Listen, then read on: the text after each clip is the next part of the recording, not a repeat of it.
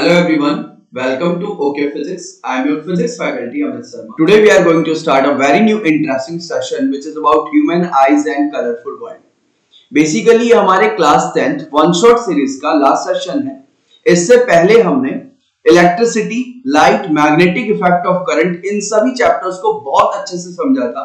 तो आज उसी सीरीज का ये लास्ट सेशन है और इस सेशन के अंदर हम क्या पढ़ने वाले हैं, human eyes and colourful world, जो कि हमारे क्लास 10th फिजिक्स का लास्ट चैप्टर भी है. तो स्टार्ट करते हैं आज का सेशन. तो आज के सेशन में जो हमारा सबसे पहला टॉपिक है वो ह्यूमन आइज के बारे में है कि भाई ह्यूमन आइज क्या होता है और इसके पार्ट्स क्या कौन-कौन से होते हैं और साथ के साथ इनके पार्ट्स के फंक्शंस क्या होते हैं. तो उन सभी चीजों को हम एक-एक करके डिस्कस करने वाले हैं. सबसे पहले अगर मैं बात करूं ह्यूमन आइज की, तो ह्यूमन आइज क्या होता है. ह्यूमन आइज बिल्कुल एक कैमरे की तरह होता है. जिस तरीके कैमरे के अंदर पिक्चर क्लिक करते हो तो क्या होता है, उसका इमेज फॉर्मेशन होता है. इसी तरीके से ह्यूमन आइज के अंदर भी क्या होता है, लाइट रे अंदर जाती है, रिफ्लेक्शन होता है वहां पे और तुम्हारा क्या होता है, इमेज फॉर्म होता है.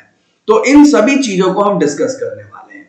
तो ह्यूमन आई के अंदर इसके कुछ पार्ट्स होते हैं. तो उन पार्ट्स में कौन कौन से हैं, जैसे कि क्रिस्टलाइन लेंस दिख रहा होगा तुम्हें. क्रिस्टलाइन लेंस को तुम आई लेंस भी कहते हो, ठीक है. नीचे एक एक्वस ह्यूमर है जो कि एक लिक्विड होता है. प्यूपिल है, आइरिस है, कॉर्निया है, विटेरियस ह्यूमर ये भी क्या होता है, लिक्विड ही होता है. सिलियरी मसल्स ये एक मसल्स होता है. रेटिना वो जगह होता है जहां पे तुम्हारा इमेज फॉर्म हो. तो एक एक करके जो ह्यूमन आई के पार्ट्स हैं उनको हम डिस्कस करने वाले हैं. तो सबसे पहला जो पार्ट आता है ह्यूमन आइज में वो आता है कॉर्निया. कॉर्निया क्या है भाई, तो कॉर्निया हमारा वो मेम्ब्रेन है जहां से लाइट जो है वो एंटर करता है हमारी आईज में. क्योंकि अगर इमेज बनाने के लिए सबसे इंपॉर्टेंट चीज की बात करें तो वो है लाइट. अगर लाइट ही नहीं एंटर करेगा तो इमेज का फॉर्मेशन होगा कैसे रेटिना पे. तो सबसे इंपॉर्टेंट चीज जो है वो क्या है कि हमारे आईज के अंदर लाइट एंटर होगा, तब जाके सारी का सारा फंक्शन होगा, इमेज फॉर्मेशन होगा. तो वो लाइट कहां से एंटर करता है, तो वो लाइट एंटर करता है कॉर्निया से. कहां से भाई, कॉर्निया से एंटर करता है. तो कॉर्निया क्या है, cornea is a thin membrane through which light enter. Clear.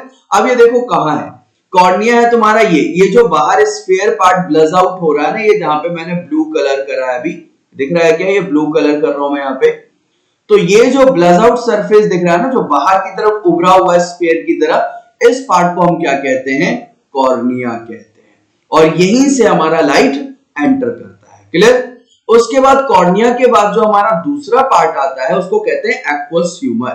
अब ये एक्वस ह्यूमर क्या होता है, तो एक्वस ह्यूमर ना बिल्कुल पानी की तरह एक फ्लूइड होता है. जैसा पानी होता है ना उसी की तरह फ्लूइड होता है. ये कहां पे होता है, तो ये क्रिस्टलाइन लेंस और कॉर्निया के बीच में ये वाला जो पार्ट दिख रहा है ना, ये एक्चुअली में जो तुम्हारा क्या है, वाटर लाइक फ्लूइड होता है जो क्या होता है, एक्वस ह्यूमर. तो इसका काम क्या है, तो हमारे आईज के अंदर जो प्रेशर होता है उसके बैलेंस को मेंटेन करके रखता है. साथ के साथ हमारे आईज को ये प्रोटेक्ट भी करता है. किस चीज से, डस्ट से, डस्ट पार्टिकल, बैक्टीरिया, ऐसी चीजें जो हमारे आईज को हार्म कर सकती है, उन सभी चीजों से कौन प्रोटेक्ट करता है, एक्वस ह्यूमर करता है. ठीक है. तो देखो एक्वस ह्यूमर के बारे में यहाँ पे कुछ लाइन लिखी है. क्या है, aqueous humour is a transparent watery fluid. कहां पे प्रेजेंट होता है, कॉर्निया और क्रिस्टलाइन लेंस यानी आई लेंस के बीच में. ठीक है. ये क्या करता है, तो ये हमारे प्रेशर बैलेंस को मेंटेन करता है. ठीक है. साथ के साथ ये हमें प्रोटेक्ट, ये हमारे आईज को प्रोटेक्ट करता है किससे, डस्ट पार्टिकल और बैक्टीरिया से. क्लियर. डस्ट पार्टिकल और बैक्टीरिया से. तो ये है तुम्हारा एक्वस ह्यूमर. क्लियर हो गया. नेक्स्ट जो आता है हमारा आता है पिपिल और आइरिस. तो ये पिपिल क्या है, अब हमें ये तो पता है कि जो लाइट एंटर करेगा वो किससे एंटर करेगा, कॉर्निया से. बट कितना एंटर करेगा वो कौन कंट्रोल करता है, तो वो कंट्रोल करता है pupil. It control the amount of light entering the eyes. यानी हमारे आईज के अंदर जो लाइट एंटर कर रही है उसको कौन करता है, तो उसको कंट्रोल करता है पिपिल. क्लियर. तो उसके बाद दूसरा क्या है, आइरिस. पिपिल देखो कहां पे होता है, पिपिल ये वाला पार्ट होता है, ये जो दिख रहा है ना, ये आई लेंस के बगल में बिल्कुल ये वाला पार्ट. तो इस पार्ट को हम क्या कहते हैं, ब्लू कलर जो मैं कर रहा हूं यहां पे, this is known as pupil. ठीक है. ये होता है हमारा पिपिल. अब पिपिल के साइज को कम ज्यादा क्यों, क्योंकि लाइट को कंट्रोल किसे करना है, पिपिल को करना है. तो ये कंट्रोल कैसे होगा? अगर लाइट ज्यादा चाहिए, आंखों में लाइट की रिक्वायरमेंट ज्यादा है, तो पिपिल क्या करेगा? वहां पे खुल जाएगा, हाँ, बड़ा हो जाएगा। और जहां पे लाइट की रिक्वायरमेंट कम है, लाइट हमें बहुत ज्यादा नहीं चाहिए, तो वहां पे पिपिल क्या हो जाता है? इस तरीके से कॉन्ट्रास्ट हो जाता है, छोटा हो जाता है। यानी पिपिल क्या कर रहा है? अपने साइज को कम या ज्यादा कर रहा है। तो उसको कंट्रोल कौन करता है? पिपिल के साइज को कम ज्यादा करने में कौन हेल्प कर रहा है या कौन उसे कंट्रोल कर रहा है? तो वो करता है आइरिस। ठीक है, आइरिस क्या होता है? तो आइरिस एक मस्कुलर डायफ्राग्राम होता है, यानी एक मसल्स जैसा कुछ होता है, muscular diaphragm that control the size of pupil. ये क्या करता है भाई? पिपिल के साइज को कंट्रोल करता है। ठीक है, अब देखो यहाँ पे एक मैंने ह्यूमन आइज का डायग्राम लिया है। इस डायग्राम के अंदर जो ये ब्लैक दिख रहा है ना, अंदर जो ब्लैक स्फीयर दिख रहा है, ये ब्लैक स्फीयर जो है ये तुम्हारा प्यूपिल है। और प्यूपिल के बाहर ये जो दिख रहा है ना तुम्हें मस्कुलर डायफ्राग्राम जैसा, ये वाला पार्ट, ये है तुम्हारा क्या? आइरिस है। ये क्या होता है भाई? आइरिस होता है। क्लियर? बात आई समझ में? ठीक है, अब ये आइरिस ना हमारे आईज का कलर भी डिसाइड करता है। जैसे कलर का आइरिस होगा वही हमारे आईज का कलर भी माना जाता है। अगर आइरिस ब्लैक है, इट मींस आइरिस कौन कौन से कलर के होते हैं? तो आइरिस तुम्हारा ब्लैक होता है, जो ह्यूमन आइज में बेसिकली पाए जाते हैं। ब्राउन होता है, कई लोगों की जो आइज होती है ब्राउन होती है, भूरी होती है, और कई रेयर केस में ब्लू आइज भी होती है। क्लियर? तो ये तीन मेनली कलर ह्यूमन आइज में तुम्हारे पाए जाते हैं, यानी ये तीनों के तीनों कलर क्या होते हैं? आइरिस के कलर होते हैं। यानी iris is the colour deciding of the eyes, यानी आइरिस हमारे आंखों का कलर डिसाइड करता है।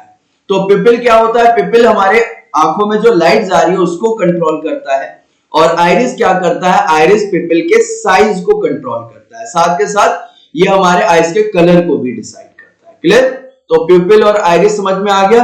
हाँ, आइरिस इस डायग्राम में देख लो क्या है, तो ये पिपिल है, और पिपिल के आगे ये जो दिख रहा है ना ऊपर, ये मसल जैसा कुछ दिख रहा होगा, ठीक है, ऊपर नीचे, इसको हम क्या कहते हैं? आइरिस कहते हैं। जस्ट यहाँ पे ये आइरिस है। क्लियर? चलो अब बढ़ते हैं थोड़ा और आगे। नेक्स्ट है तुम्हारा आई लेंस। तो आई लेंस का काम क्या है? तो बेसिकली देखो, लेंस क्या करता है? जो लाइट रे उसके ऊपर फॉल कर रही है उनको रिफ्रैक्ट करवा के इमेज फॉर्म करके दे देता है। ये तो काम है लेंस का। तो आई लेंस भी क्या करता है? ये इमेज फॉर्म करता है। कहां पे? रेटिना पे। इमेज कहां फॉर्म होती है? रेटिना पे फॉर्म होती है। तो आई लेंस यानी क्रिस्टलाइन लेंस क्या करता है? इमेज बनाता है। ठीक है, अब ये इमेज कैसा बनाता है? तो ये बनाता है रियल और इन्वर्टेड इमेज बनाता है। यानी आई लेंस जो इमेज बनाता है रेटिना पे, वो कैसा होता है? रियल एंड इन्वर्टेड इमेज होता है। ठीक है, अब मेरी बात बहुत ही ध्यान से सुनना। अगर किसी में एक नॉर्मल आइज की बात करूं जो बिल्कुल सही आंख है, ठीक है, बिल्कुल सही आंख है जिसकी, तो उसमें इमेज हमेशा कहां बनेगा? कहां बनेगा बताओ? रेटिना पे बनता है। Always image form on retina, अगर किसी पर्सन की जो आइज हो बिल्कुल सही है तो। अब मेरी बात ध्यान से सुनो। अगर मान लो मैं किसी ऑब्जेक्ट को देख रहा हूं जो मेरे बहुत पास है, मान लो ये पेन है, इस पेन को देख रहा हूं, तो इस पेन का इमेज भी कहां बना होगा? मैंने रेटिना पे। और मेरे सामने मान लो एक बहुत बड़ी दीवार है या बहुत दूर कोई ऑब्जेक्ट है, मैं उसे देख रहा हूं, तो भी जो मेरा इमेज है वो कहां बन रहा होगा? रेटिना पे बन रहा होगा। इट मींस क्या है? एक रफली डायग्राम से समझो। मान लो ये तुम्हारा क्या है? Eye lens. ठीक है, ये अभी रफली समझ लो ये क्या है? Eye lens. और यहां पे कहीं एक फोटो सेंसिटिव स्क्रीन है, इसको मान लो रेटिना। क्या मान लो? रेटिना। यानी अगर कोई ऑब्जेक्ट यहां पे है तो उसका इमेज भी कहां बन रहा है? रेटिना पे। और अगर कोई ऑब्जेक्ट यहां है उसका इमेज भी कहां बन रहा है? रेटिना पे। इसका मतलब ये है कि ये यहां से यहां तक का जो डिस्टेंस होगा उसको तुम इमेज डिस्टेंस कहोगे क्या? तो इमेज डिस्टेंस क्या है? कांस्टेंट है। यानी ऑब्जेक्ट दूर है तो भी इमेज कहां बन रहा है भाई? रेटिना पे। ऑब्जेक्ट अगर पास है तो भी इमेज कहां बन रहा है? रेटिना पे। यानी इमेज डिस्टेंस तो कांस्टेंट हो गया ना, ऑब्जेक्ट कहीं भी हो इमेज रेटिना पे बनेगा। तो तुम्हारा इमेज हमेशा रेटिना पे ही बनेगा, ऑब्जेक्ट चाहे कहीं भी हो। तो इसके लिए क्या करना पड़ेगा? यानी इसके लिए क्या करना पड़ेगा? ये जो लेंस दिख रहा है ना, इस लेंस को अपने फोकल लेंथ को एडजस्ट करना पड़ता है, यानी कम ज्यादा करना पड़ता है। बात आई समझ में?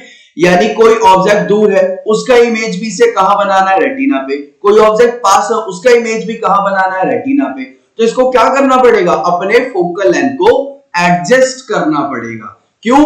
ताकि दोनों कंडीशन के अंदर ऑब्जेक्ट पास है या दूर है, इमेज कहां बने? रेटिना पे बने। तो क्रिस्टलाइन लेंस क्या करता है, क्रिस्टलाइन लेंस अपने फोकल लेंथ को भी एडजस्ट करता है ताकि एक अच्छा इमेज कहां बन सके, रेटिना पे बन सके। क्लियर? तो देखो नोट में एक पॉइंट लिखा हुआ है, क्या लिखा हुआ है ध्यान से देखना जरा, image always form on retina, image कहां बनता है, रेटिना पे।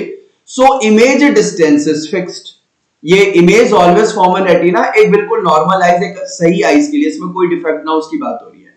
तो इमेज डिस्टेंस क्या हो गया, फिक्स हो गया, कांस्टेंट हो गया बाय ऑब्जेक्ट में बी नियर और फार, ऑब्जेक्ट तो हमारा पास में भी हो सकता है दूर में भी हो सकता है। So eye lens make finer adjustment of focal length needed to focus on retina. तो आई लेंस क्या करता है, अपने फोकल लेंथ को एडजस्ट करता है, क्यों, ताकि वो रेटिना पे फोकस कर सके, यानी रेटिना पे इमेज बना सके। ठीक है, तो आई लेंस इमेज तो बनाता ही है, साथ के साथ अपने फोकल लेंथ को भी एडजस्ट करता है, क्यों, ताकि इमेज कहां बना सके, वो रेटिना पे बना सके। क्लियर? अब ये क्रिस्टलाइन लेंस यानी आई लेंस के बारे में तुम्हें बात आगे समझ में। अब थोड़ा कुछ और चीजें डिस्कस करते हैं। आई लेंस क्या कर रहा है, फोकल लेंथ एडजस्ट कर रहा है, तो अपने आप थोड़ी फोकल लेंथ एडजस्ट करेगा, तो ये फोकल लेंथ एडजस्ट किसी ना किसी की हेल्प से करता है, किसी के मदद से करता है। तो वो किसकी मदद से करता है, तो वो मदद लेता है सिलियरी मसल्स की। अब जो हमारा नेक्स्ट जो पार्ट है ह्यूमन आइज का, वो क्या है, सिलियरी मसल्स। सिलियरी मसल्स क्या होता है, ये जो तुम्हें आई लेंस दिख रहा है ना येलो कलर में, ये जो येलो कलर में दिख रहा है ना, ये तुम्हारा आई लेंस है, और आई लेंस को जो होल्ड करके रखा है ना पीछे, ये वाला part, this part is ciliary muscles, जो होल्ड करके रखा है, ये दिख रहा है सिलियरी मसल्स। ठीक है, और यहां क्या है, आई लेंस यानी क्रिस्टलाइन लेंस। तो इसके फोकल लेंथ को कम और ज्यादा, जो फोकल लेंथ है कम या ज्यादा कर रहा है ताकि इमेज रेटिना पे बना सके, वो किसकी वजह से कर रहा है, वो सिलियरी मसल्स की वजह से कर रहा है। तो the focal length of eye lens, देखो यहां क्या लिखा है, the focal length of eye lens is adjust by the ciliary muscles and this property is known as accommodation. और इसी प्रॉपर्टी को हम क्या कहते हैं, एकोमोडेशन कहते हैं, adjusting the focal length of eye lens. Eye lens के फोकल लेंथ को एडजस्ट करने वाली जो प्रॉपर्टी है उसको हम क्या कहते हैं, एकोमोडेशन। और ये किसके हेल्प से करता है, सिलियरी मसल्स। मसल ने इसे पकड़ रखा है, तो जब इसे फोकल लेंथ बढ़ाना या घटाना होता है तो मसल उस तरीके से रिलैक्स या खिंचाव के अंदर आ जाता है, या तो खिंच जाएगा या तो उसके अंदर क्या आ जाएगा, रिलैक्समेंट आ जाता है। तो ये किसकी वजह से कर पाता है, due to the help of ciliary muscles. Clear? चलो अब और आगे बढ़ते हैं, कुछ और आगे बात करते हैं। एक और फ्लूइड की बात कर रहे हैं जिसे कहते हैं विटेरियस ह्यूमर। विटेरियस ह्यूमर कैसा फ्लूइड होता है, तो जैसे अभी एक्वस ह्यूमर के बारे में देखा, एक्वस ह्यूमर जो होता है वो वाटर टाइप का फ्लूइड होता है, और विटेरियस ह्यूमर जो होता है ना, जेली, थोड़ा सा गाढ़ापन होता है, ये जेली फ्लूइड होता है। और हमारी जो आंखें देखते हो ना गीली रहती है, वेटनेस जो हमारी आंखों में रहती है वो विटेरियस ह्यूमर की वजह से ही रहती है। इसका काम क्या है, इसका काम है हमारे रेटिना को स्टेबल रखना। जो हमारा रेटिना, जो फोटोसेंसिटिव स्क्रीन है जहां पे हमारा इमेज फॉर्म हो रहा है, उसको स्टेबल कौन रखता है, तो उसको स्टेबल रहता है विटेरियस ह्यूमर। ठीक है, और उसके प्रेशर को भी क्या करता है, बैलेंस करके रखता है। साथ के साथ हमारे आईज को भी ये काफी चीजों से प्रोटेक्ट करता है। तो ये होता है तो तुम्हारा विटेरियस ह्यूमर। तो विटेरियस ह्यूमर का है, ये जो सिलियरी मसल्स के पीछे का पार्ट दिख रहा है ना, ये सारा का सारा क्या है, तुम्हारा विटेरियस ह्यूमर है। क्लियर? बात आगे समझ में। तो अभी हमने क्या सीख लिया, क्रिस्टलाइन के लेंस के बारे में जान लिया। Crystalline lens obviously image form करता है रेटिना पे, कैसा फॉर्म करता है, रियल एंड इन्वर्टेड। और क्या करता है, अपने फोकल लेंथ को भी एडजस्ट करता है। कैसे करता है, by the help of ciliary muscles करता है। ठीक है, एक्वस ह्यूमर देख लिया, वाटरी लिक्विड होता है ये, कॉर्निया और आई लेंस के बीच में होता है। पिपल क्या करता है, अमाउंट ऑफ लाइट को कंट्रोल करता है। आइरिस क्या करता है, आइरिस साइज ऑफ पिपल को कंट्रोल करता है। कॉर्निया क्या करता है, तो कॉर्निया से ही तो हमारा लाइट एंटर करता है। ठीक है, सिलियरी मसल्स भी देख लिया हमने। अब बात आती है किसकी, रेटिना की। चलो रेटिना को भी डिस्कस करते हैं भाई। तो रेटिना क्या होता है, लाइट सेंसिटिव स्क्रीन होता है। क्या होता है, लाइट सेंसिटिव स्क्रीन होता है जिसके ऊपर हमारा इमेज फॉर्म होता है। तो ये जो पार्ट दिख रहा है ना तुम्हें, ये वाला part, this part is retina. इसको हम क्या कहते हैं, रेटिना कहते हैं। यानी जहां पे हमारा इमेज फॉर्म हो रहा है वो पार्ट क्या होता है, रेटिना। और रेटिना कैसा होता है, लाइट सेंसिटिव स्क्रीन जैसा होता है। क्यों, क्योंकि वहां इमेज बनाना ऑब्वियसली। अब रेटिना के अंदर ना दो लाइट सेंसिटिव सेल होते हैं। रेटिना के अंदर दो लाइट सेंसिटिव सेल होते हैं, उनमें से एक का नाम क्या होता है, रॉड, और दूसरे का नाम क्या होता है, कोन्स। एक क्या होता है, रॉड्स होता है, दूसरा क्या होता है, कोन्स होता है। और ये दोनों के दोनों सेल है ना, इनका काम क्या है, इलेक्ट्रिक सिग्नल जनरेट करना। ये दोनों क्या करती हैं, ये दोनों सेल इलेक्ट्रिक सिग्नल जनरेट करती है, दोनों का काम अलग अलग है, ठीक है। अब रॉड्स का काम क्या क्या है और कोन्स का काम क्या है, एक छोटा सा डिफरेंस डाल लो। रॉड सेल कब एक्टिव होती है, कब काम करती है, जब लाइट बहुत डिम हो, यानी अंधेरा हो, तब कौन काम करता है, तब तुम्हारा रॉड सेल काम करता है। और कोन्स कब कब करती है, जब बहुत ज्यादा लाइट हो, ब्राइटनेस काफी ज्यादा हो, ठीक है। तो वो कौन, वहां पे कौन एक्टिव हो जाती है, कोन सेल्स रेटिना के अंदर एक्टिव हो जाती है, ठीक है। अब कोन सेल्स जो होती है ना, वो कलर सेंसिटिव भी होती है, और कलर को भी आइडेंटिफाई करके हमें बता देती है। फॉर एग्जांपल, अभी मान लो अब इस रूम में लाइट है, ठीक है, किसी तरीके से लाइट ऑफ हो जाए, लाइट चली जाए, तो अभी रूम के अंदर अंधेरा हो जाएगा। रूम के अंदर अगर अंधेरा हो गया तो रूम के अंदर मान लो कुछ सामान रखा हुआ है, मुझे पता है कि भैया यहाँ पे टेबल है, ठीक है, यहाँ पे चेयर है, यहाँ पे बेड है, यहाँ पे बुक्स है, यहाँ पे कपड़े हैं, वो चीज बस देख सकता हूं। लेकिन ये जो टेबल है इसका कलर क्या है, ठीक है, या जो बुक्स है उसकी कलर क्या है, या बेड के ऊपर जो बेडशीट बिछाई हुई हमने इसका कलर क्या है, ये हम नहीं देख पाते, नहीं देख पाते। यानी नाइट विजन की बात करूं, अंधेरे की बात करूं, तो जस्ट हमें ये पता लग जाता है क्या, कि भैया यहाँ पे टेबल है, यहाँ पे बेड है, यहाँ पे बेडशीट बिछी हुई है, यही सारी चीजें हम बस देख पाते हैं, लेकिन उनका कलर क्या है वो चीज नहीं देख पाते। तो वहां ये सारी चीजें हम किसकी वजह से देख पा रहे हैं, रॉड सेल की वजह से। क्यों, क्योंकि डिम लाइट में भी एक्टिव हो जाता है, क्लियर। दूसरा है कोन। कोन सेल कब एक्टिव होता है, जब बहुत ज्यादा लाइट हो, जैसे दिन में। अगर तुम दिन में देखोगे किसी चीज को तो बहुत सारी चीजें तुम देख ही रहे हो, साथ के साथ उनके कलर भी देख पा रहे हो, कि भैया यहाँ जो टेबल है उसका कलर है ब्लैक, ये जो बेडशीट है इसका कलर है रेड, या ये जो चेयर है चेयर का कलर है व्हाइट। तो वहां पे तुम कलर को भी सेंस कर पाते हो। तो कलर को सेंस किसकी वजह से कर पाते हो, कौन सेल्स की वजह से, क्लियर। तो रॉड सेल कब एक्टिव होता है, when there is a dim light, and कौन सेल कब एक्टिव हो जाता है, when there is a very light, यानी ब्राइट लाइट होता है, ठीक है। अब चलो इनको ऐसे भी देख लो, यहां पे भी कुछ पॉइंट लिखे हुए।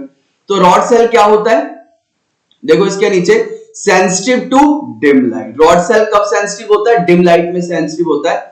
Give twilight scotopic vision, do not give colour vision. Rod जो होता है वो कलर विजन नहीं देता। कौन क्या होता है, sensitive to bright light and give day light photoscopic vision, ठीक है।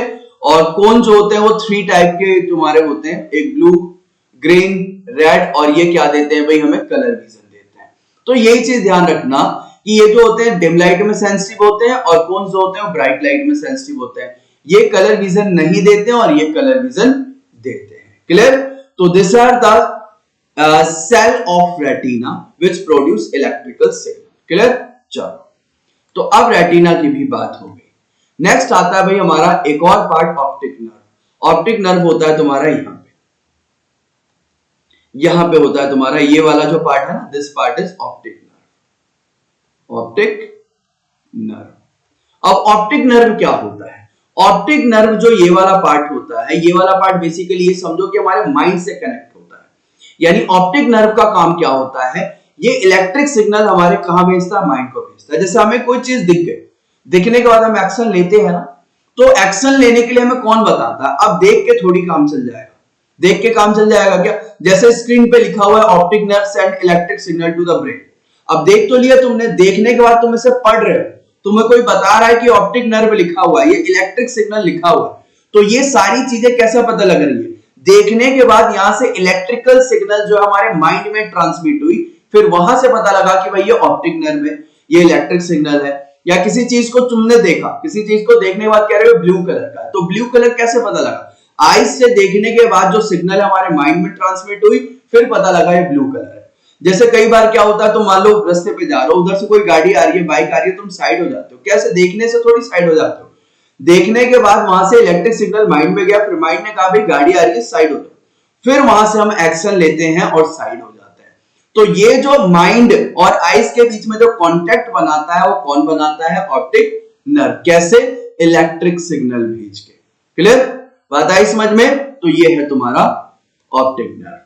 तो इसी तरीके से आईज के हमने सारे पार्ट डिस्कस कर लिए, आईज के जितने भी पार्ट्स हैं उनको भी डिस्कस करा, उनके क्या क्या काम है उनको भी बहुत अच्छे से हमने डिस्कस कर लिया। चलो अब बढ़ते हैं थोड़ा सा और। नेक्स्ट जो टॉपिक है हमारा वो है least distance of distinct region. Least distance यानी छोटा सा डिस्टेंस, कम डिस्टेंस।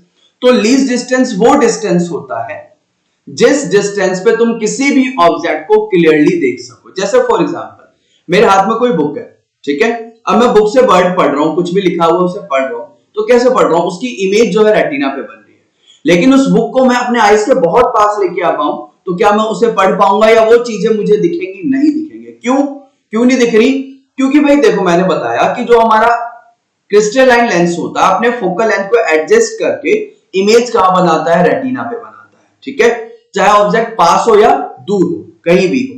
तो भाई इतना नहीं कि मान लो बिल्कुल ही आंख से चिपका लोगे, तब वो थोड़ी इतना ज्यादा अपने फोकल लेंथ को एडजस्ट नहीं कर पाता कि भाई फिर भी बिल्कुल आंख से चिपका लोगे तो भी तुम्हारे इमेज को रेटिना पे बना देगा। तो एक ना मिनिमम डिस्टेंस आता है कि भाई इतने डिस्टेंस पे अगर तुम ऑब्जेक्ट को रखोगे ना तो क्रिस्टलाइन लेंस जो है अपने फोकल लेंथ को बहुत अच्छी तरीके से एडजस्ट करके उसका इमेज रेटिना पे बना देगा, वो चीजें तुम्हें बहुत अच्छे से दिखेंगी। तो वो डिस्टेंस, वो सबसे मिनिमम डिस्टेंस या लीस्ट डिस्टेंस जहां पे तक क्रिस्टलाइन लेंस अपने फोकल लेंथ को एडजस्ट करके उसके इमेज को बहुत अच्छी तरीके से दिखा सकता है, उस डिस्टेंस को हम क्या कहते हैं? Least distance of distinct region. और एक नॉर्मल आई के लिए वो डिस्टेंस कितनी होती है? 25 सेंटीमीटर। क्लियर? बात आई समझ में? अगर तुम 25 सेंटीमीटर से कम कर रहे हो ना तो फिर अब आई लेंस को अपने फोकल लेंथ को एडजस्ट करके उसका इमेज रेटिना पे बनाने में प्रॉब्लम होगी। क्लियर? तो लीस्ट डिस्टेंस एक नॉर्मल आइज की बात करें तो 25 सेंटीमीटर, और अगर बिल्कुल फार डिस्टेंस की बात करें तो इनफाइनाइट तक देख लो तुम, जहां तक तुम्हें दिख पाता है, ठीक है। तो least distance of distinct vision for a human eyes is 25। एक बिना डिफेक्ट वाले ह्यूमन आइज की बात करें, जब डिफेक्ट आ जाएगा तो फिर ये डिस्टेंस वेरी कर सकता है। या एज के साथ भी क्या होती है? सिलेरी मसल्स वीक हो जाती है, फोकल लेंथ उतना एडजस्ट हम नहीं कर पाते, तो वहां पे भी ये least distance of distinct vision हमारा वेरी कर सकता है। क्लियर? चलो नेक्स्ट टॉपिक है हमारा पावर ऑफ एकोमोडेशन। अब ये पावर ऑफ एकोमोडेशन क्या होता है? तो हमें पता आई लेंस क्या करता है? अपने फोकल लेंथ को एडजस्ट करता है, यानी कम करेगा या ज्यादा करेगा। तो यही कम ज्यादा करने की जो पावर है आई लेंस की, या उसकी जो कैपेबिलिटी है कम ज्यादा करने की, उसी को क्या कहते हैं? पावर ऑफ एकोमोडेशन, ठीक है। सॉरी, उसको कहते हैं पावर ऑफ एकोमोडेशन। जैसे यहाँ पे एक लाइन लिखी हुई, क्या है? Power of eye lens to adjust the focal length is called power of lens. Clear? या पावर ऑफ एकोमोडेशन होगा ये। अब यहां पे एक चीज समझो, जैसे मान लो मैंने कहा कि ये आई लेंस है, ठीक है। अब आई लेंस से चाहे ऑब्जेक्ट पास में हो चाहे ऑब्जेक्ट दूर में हो, जो तुम्हारा इमेज फॉर्म होगा वो कहां फॉर्म होगा? रेटिना पे। मान लो ये रेटिना है, तो दोनों केसेस के अंदर जो इमेज फॉर्म होगा वो कहां फॉर्म होगा? भाई रेटिना पे फॉर्म होगा। तो पास है तो भी रेटिना पे फॉर्म हो रहा है, दूर है तो भी रेटिना पे फॉर्म हो रहा है। तो ऑब्वियसली आई लेंस को क्या करना पड़ रहा है? अपने फोकल लेंथ को एडजस्ट करना पड़ रहा है, यानी कभी कम करना पड़ रहा है और कभी ज्यादा करना पड़ रहा है। तो आई लेंस को अपना फोकल लेंथ कब ज्यादा करना पड़ेगा और कब कम करना पड़ेगा वो समझो। अगर तुम्हारा ऑब्जेक्ट नियर है, पास में है, तो उस आई लेंस को अपना फोकल लेंथ क्या करना पड़ता है? छोटा करना पड़ता है, ठीक है। तो जब वो छोटा करेगा ना अपने आई लेंस, जब आई लेंस अपने फोकल लेंथ को स्मॉल करेगा, छोटा करेगा, तो वो थिक हो जाता है बीच से। और थिक होने का मतलब जो सिलियरी मसल्स होती है कॉन्ट्रैक्ट कर जाती है। खुद समझो, फोकल लेंथ को छोटा करना है, तो फोकल लेंथ को जब छोटा करना है तो इस तरीके से प्रेस करोगे तो आई लेंस क्या होगा? थोड़ा सा फ्लैटेड होगा ना बाहर की तरफ, यानी थिक हो जाता है। और जब वो थिक हो रहा होता है तो मसल्स जो इसने पकड़ के रखा है वो क्या होगा? इस तरीके से कॉन्ट्रैक्ट होती है। क्लियर? तो ये चीजें तो याद कर लेना कि अगर ऑब्जेक्ट पास में होता है तो आई लेंस का फोकल लेंथ क्या हो जाता है? छोटा हो जाता है। और जब फोकल लेंथ स्मॉल हो जाएगा तो आई लेंस थिक हो जाती है और सिलियरी मसल्स कॉन्ट्रैक्ट हो जाती है। सेकंड चीज देखो यहाँ पे, अगर ऑब्जेक्ट नियर नहीं, अब यहाँ पे फार होगा, थोड़ा सा चेंज कर लेना। इफ ऑब्जेक्ट इज फार, अगर दूर है तो फोकल लेंथ तुम्हारा क्या हो जाता है? फोकल लेंथ तुम्हारा लार्ज हो जाता है, ठीक है। अगर ऑब्जेक्ट दूर है तो आई लेंस को क्या करना पड़ता है? अपने फोकल लेंथ को बढ़ाना पड़ता है। और जब वो फोकल लेंथ को बढ़ाएगा ना तो वो थिक नहीं हो जाता, क्या हो जाता है? थिन हो जाता है। आई लेंस क्या हो जाता है? थिन हो जाता है। और मसल्स क्या हो जाती है? रिलैक्स्ड हो जाती है। क्लियर? क्योंकि वो ऊपर की तरफ जा रही है तो मसल्स क्या हो जाती है? वहां पे रिलैक्स्ड हो जाती है। तो ध्यान रखना, अगर ऑब्जेक्ट हमारा फार है तो फोकल लेंथ बढ़ जाता है। फोकल लेंथ बढ़ने का मतलब वो खिंच रही है, खींचने का मतलब वो क्या हो जाएगा, पतला सा हो जाएगा। ठीक है, तो लेंस हो जाती है, थिन हो जाती है और सिलियरी मसल्स हमारा रिलैक्स्ड हो जाता है। तो ये दो कंडीशन ध्यान रखना भाई बहुत अच्छे से, कि ऑब्जेक्ट अगर पास है तो फोकल लेंथ हाई लेंस का क्या होगा, और ऑब्जेक्ट अगर दूर है तो फोकल लेंथ हाई लेंस का क्या होगा। नेक्स्ट है तुम्हारा डिफेक्ट ऑफ विजन। देखो अगर हम बात करें एक आईज की, तो आईज के अंदर कुछ ना कुछ डिफेक्ट आता है। ये कि तुमने कभी देखा भी होगा, बहुत लोग जो स्पेक्स पहनते हैं, कई लोगों के साथ दिक्कत क्या होती है, वो पास की चीजें नहीं देख पाते। कई लोग कहते हैं हमें दूर की चीजें नहीं दिखती है, और कई लोग ऐसे भी होते हैं जो बुजुर्ग लोग होते हैं जिनकी एज काफी हो जाती है, उनको ना पास और ना दूर की चीजें दिखाई देती है। तो इस तरीके से कुछ डिफेक्ट आ जाते हैं आईज के अंदर।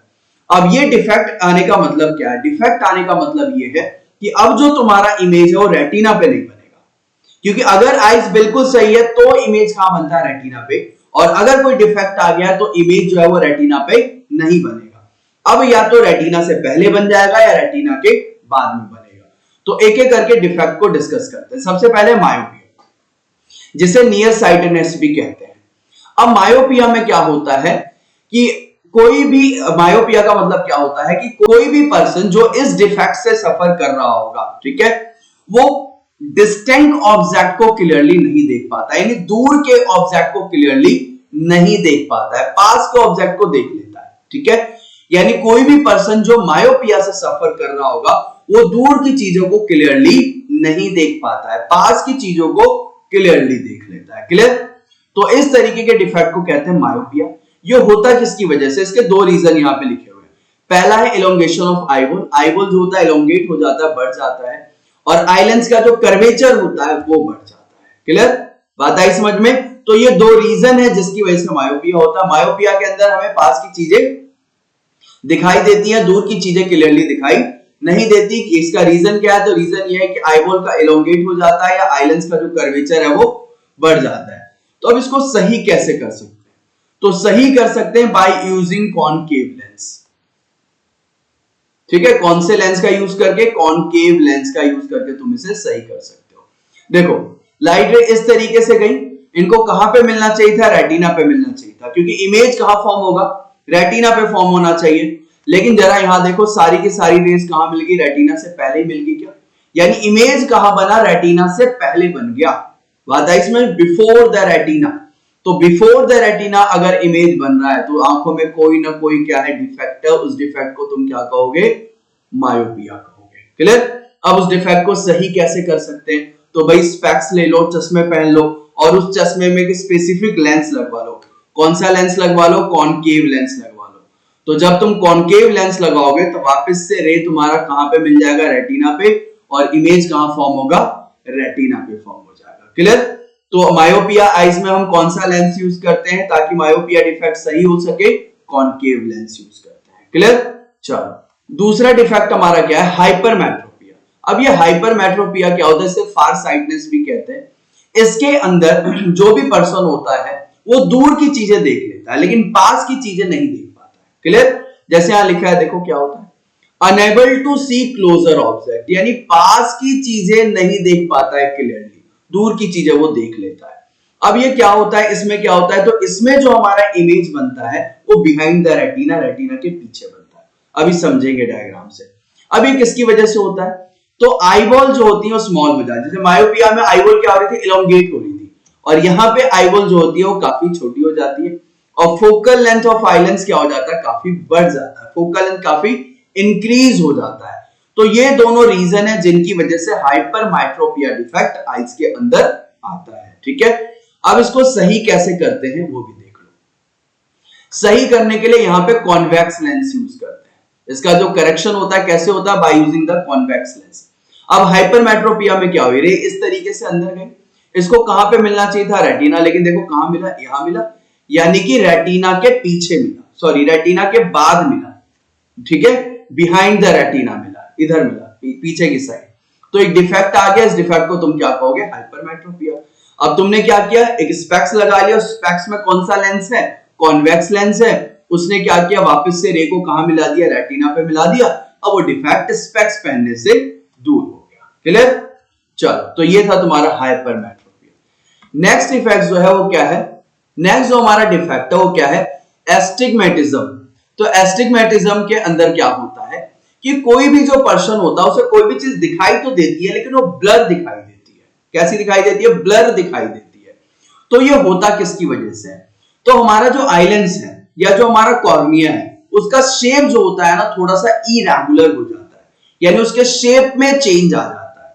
तो उसके शेप में आने की वजह से जो हमारा इमेज बन रहा है वो रेटिना पे बनता है, लेकिन वो थोड़ा सा क्या हो जाता है? ब्लरी हो जाता है, फिजी हो जाता है और हमें कैसा विजन देता है? डिस्टॉर्टेड विजन देता है। ठीक है, अब इसको सही कैसे कर सकते हैं? तो इसको सही करते हैं by using the cylindrical lens. एक सिलेंड्रिकल लेंस को बहुत अच्छी तरीके से रिक्वायर्ड लेंथ की सिलेंड्रिकल लेंथ को अगर तुम यूज करते हो सिलेंड्रिकल लेंस को, तो तुम्हारा ये जो डिफेक्ट है वो दूर हो जाता है। अब देखो जरा डायग्राम में देखो क्या होता है। ये देखो यहाँ पे कुछ डायग्राम बने हुए हैं। यहाँ पे मान लो हमारे पास कोई ये ऑब्जेक्ट है, ठीक है, इस ऑब्जेक्ट का यहाँ पे इमेज बना है रेटिना पे।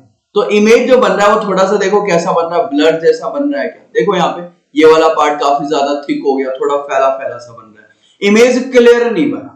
लेकिन यहां पे मैंने एक सिलेंड्रिकल लेंस का यूज किया, ठीक है, कैसे लेंस का? सिलेंड्रिकल लेंस का। तो इस सिलेंड्रिकल लेंस ने जो ये डिफेक्ट आ रहा था, थोड़ा जो ब्लरनेस आ रहा था, फिजीनेस आ रहा था, उसको दूर करके एक बिल्कुल शार्प एक बढ़िया सा इमेज हमें रेटिना पे बना के दे दिया। ठीक है, तो इस तरीके से तुम्हारा ये वाला डिफेक्ट भी दूर होता है। चलो अब बढ़ते हैं थोड़ा और आगे। नेक्स्ट आता तुम्हारा प्रेस बायोपिया। तो देखो प्रेस बायोपिया कैसा डिफेक्ट है? ये बेसिकली वो डिफेक्ट है जो एज के साथ आता है। बेसिकली बुजुर्ग लोगों के अंदर ज्यादा डिफेक्ट आता है प्रेस बायोपिया, जिनकी एज काफी हो जाती है। क्यों? क्योंकि जो उनके सिलियरी मसल्स होते हैं ना वो वीक हो जाते हैं, और सिलियरी मसल्स अगर वीक हो गए तो जो आइलेंस का काम क्या है? फोकल लेंथ को एडजस्ट करना कम ज्यादा। अगर पास में है तो अपने फोकल लेंथ को क्या कर लेना? कम कर लेना। दूर है तो फोकल लेंथ बढ़ा लेना। तो वो अपने फोकल लेंथ को उतने अच्छे तरीके से एडजस्ट नहीं कर पाते हैं क्योंकि मसल्स वीक हो गई हैं। तो अगर वो अपने फोकल लेंथ को अच्छी तरीके से एडजस्ट नहीं कर पा रही है तो इमेज रेटिना पे नहीं बन पाता है। तो ना ही तो यहाँ पे पास की चीजें अच्छे से दिखाई देती है और ना ही यहाँ पे दूर की चीजें भी अच्छे से दिखाई देती है। ठीक है, तो देखो यहाँ पे क्या लिखा हुआ है?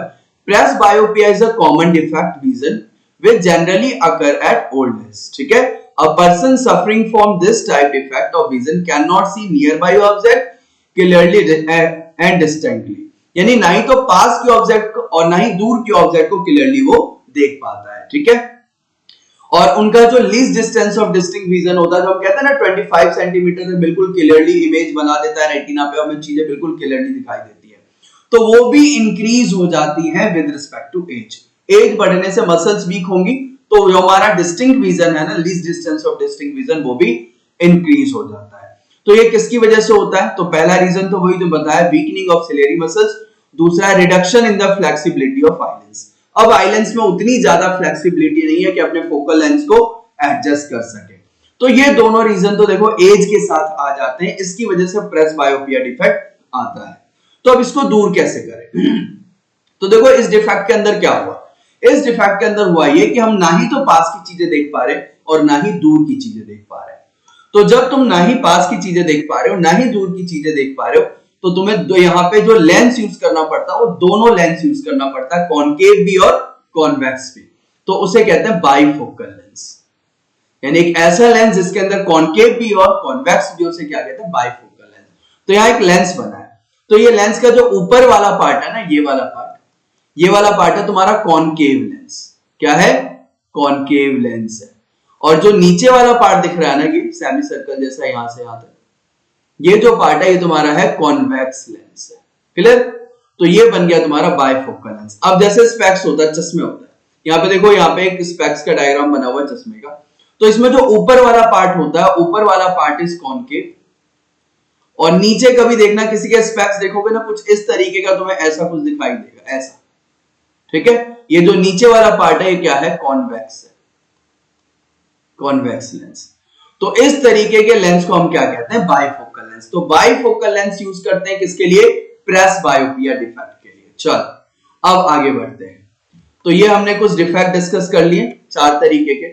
नेक्स्ट आता है हमारा प्रिज्म। तो प्रिज्म क्या होता है? बेसिकली ग्लास का ट्रांसपेरेंट सब्सटेंस होता है कुछ। तो प्रिज्म के अंदर अगर मैं सरफेस की बात करूं तो टोटल कितने सरफेसेस होता है? तो टोटल इसके 5 सरफेसेस होते हैं। कितने सरफेस होते हैं? 5 सरफेस होते हैं। 5 में से 2 तो ट्रायंगुलर सरफेस होते हैं और 3 जो होते हैं वो रेक्टेंगुलर सरफेस होते हैं। अब देखो यहाँ पे एक सरफेस ये, यहाँ पे मैं लाइनिंग कर रहा हूं, ये हो गया तुम्हारा फ्रंट व्यू, आगे से देखोगे। दूसरा हो गया तुम्हारा ये हुआ तुम्हारा बैक व्यू। तो ये दोनों कैसे शेप बन रहे हैं? ट्रायंगल की तरह बन रहे हैं। एक तुम्हारा ये हुआ रेक्टेंगल साइड व्यू, ठीक है, इस साइड से देखोगे, और ऐसा ही एक ट्रायंगल दूसरी तरफ भी बनेगा। क्लियर? वो हो गया। और एक रेक्टेंगल ये बन रहा है तुम्हारा बेस में नीचे, दिख रहा है क्या? ये वाला ट्रायंगल। तो इस तरीके से एक प्रिज्म के पास टोटल कितने सरफेसेस होते हैं? 5। 5 में से 2 होते हैं ट्रायंगल, एक फ्रंट में और एक बैक में, बाकी 3 क्या होते हैं? रेक्टेंगुलर साइड में और नीचे। तो ये यहाँ पे बनाया हुआ है प्रिज्म का एक फ्रंट व्यू। तो फ्रंट व्यू जो होता है बिल्कुल एक ट्रायंगल की तरह होता है, ट्रायंगुलर व्यू होता है। उस फ्रंट व्यू के अंदर मान लो यहां से कोई लाइट रे आ रही है और इस तरीके से रिफ्लेक्ट होकर मान लो यहां से जा रही है, यानी ये दोनों सरफेस, ये और ये जो है वो रिफ्रैक्टिंग सरफेस, यानी लाइट रे यहां से रिफ्रैक्ट हो रही है। तो यहां पे जो तुम्हारा एंगल बनेगा ना, मान लो ए, इस एंगल को कहते हैं एंगल ऑफ प्रिज्म। क्या कहते हैं इसे? Angle of prism. क्लियर? इसे ध्यान रखना। ए क्या है? A is the angle of prism. चल अब कुछ और डिस्कस करते हैं आगे। नेक्स्ट टॉपिक है हमारा रिफ्रैक्शन थ्रू अ प्रिज्म, यानी अब हम देखने वाले हैं एक प्रिज्म के थ्रू हमारा रिफ्रैक्शन कैसे होता है। तो रिफ्रैक्शन क्या होता है? जब लाइट रे एक मीडियम से दूसरे मीडियम के अंदर जाती है तो उसका पाथ चेंज हो जाता है। इसी फिनोमेना को हम क्या कहते हैं? रिफ्रैक्शन कहते हैं। अब लाइट रे अगर रेयर टू डेंसर में जाए तो लाइट रे किधर बेंड होती है? Toward the normal. और लाइट रे जब डेंसर टू रेयर में जाए तो किधर बेंड होती है? Away from the normal. ये तो पता है, ठीक है। अब मान लो हमारे पास, जैसे यहां पे मैं क्या ले रहा हूं, ये प्रिज्म है भाई मेरे पास, ये दिख रहा है क्या स्क्रीन पे? प्रिज्म। तो ये प्रिज्म का जो लिया है ना, फ्रंट व्यू लिया है। क्या, कौन सा व्यू लिया है? फ्रंट व्यू, जो हमें आगे से दिख रहा है। ये AB और AC, ये दोनों क्या है? रिफ्रैक्टिंग सरफेस है जहां पे तुम्हारा रिफ्रैक्शन फिनोमेना होगा। तो मान लो एक इंसिडेंट लाइट है, ठीक है, इंसिडेंट लाइट रे इस तरीके से जा रही है, AB सरफेस पे जाके इंसिडेंट हुई, तो ऑब्वियसली यहाँ पे क्या होगा? रिफ्रैक्शन होगा। और बाहर जो मीडियम है वो कैसा है? रेयर है। और ये अंदर तो ये प्रिज्म है, प्रिज्म है तो ऑब्वियसली ये क्या होगा? तो ये होगा डेंसर। और बाहर फिर से क्या आ गया भाई? हमारा रेयर। यानी AC पे, AB पे जो हमारा रिफ्रैक्शन हो रहा है कहां से कहां हो रहा है? Rare to denser. तो लाइट रे देखो ये किधर बेंड हो गई? टुवर्ड द नॉर्मल, नॉर्मल की तरफ बेंड हो गई, ठीक है। उसके बाद अब जरा यहां ध्यान दो क्या हुआ? अब लाइट रे किधर जा रही है? Denser to rare. तो लाइट रे किधर बेंड हो गई? Away from normal. क्लियर? इस तरीके से लाइट रे वापस चली गई। ये लाइट रे थोड़ा ऐसे जाएगा डायग्राम में, ऐसा ऐसा जाएगा कुछ इस तरीके से, ये थोड़ा टेढ़ा बन गया, इस तरीके से जाएगा, ठीक है। किधर बेंड हो गया भाई? अवे फ्रॉम नॉर्मल, नॉर्मल से दूर बेंड हो गया। तो ये जो पूरा का पूरा डायग्राम देख रहे हो, ये क्या हुआ? रिफ्रैक्शन थ्रू अ प्रिज्म हुआ। अब यहाँ छोटी सी बात और समझो, एक टर्म होता है जिसे कहते हैं angle of deviation. Angle of deviation क्या होता है कि वो अपने ओरिजिनल पाथ से कितना डेविएट कर गया। ओरिजिनल पाथ का मतलब ये है कि इंसिडेंट रे का पाथ। तो अगर इंसिडेंट रे मैंने इस तरीके से भेजा है तो इंसिडेंट रे का पाथ ये है, इसको इधर जाना चाहिए था, लेकिन फाइनली जो इसका आउटकम मिला वो कहां मिला? यहां मिला। क्या, मान लो यहां पे कोई ऑब्जर्वर है, इस ऑब्जर्वर से पूछा जाए कि भाई ये रे कहां से आ रही है? ये वाली रे। तो ये तो इसी के अकॉर्डिंग बताएगा ना, अपने लाइन ऑफ साइट के अकॉर्डिंग, कि भाई ये लाइट रे इसको पीछे की तरफ एक्सटेंड कर दो तो इधर कहीं से आ रही होगी। क्लियर? तो ये वाली लाइट रे कौन सी है? इसको कहते हैं एमरजेंट रे। जो फाइनली बाहर आई है ना डेंसर से, इसको क्या कहते हैं? एमरजेंट रे कहते हैं।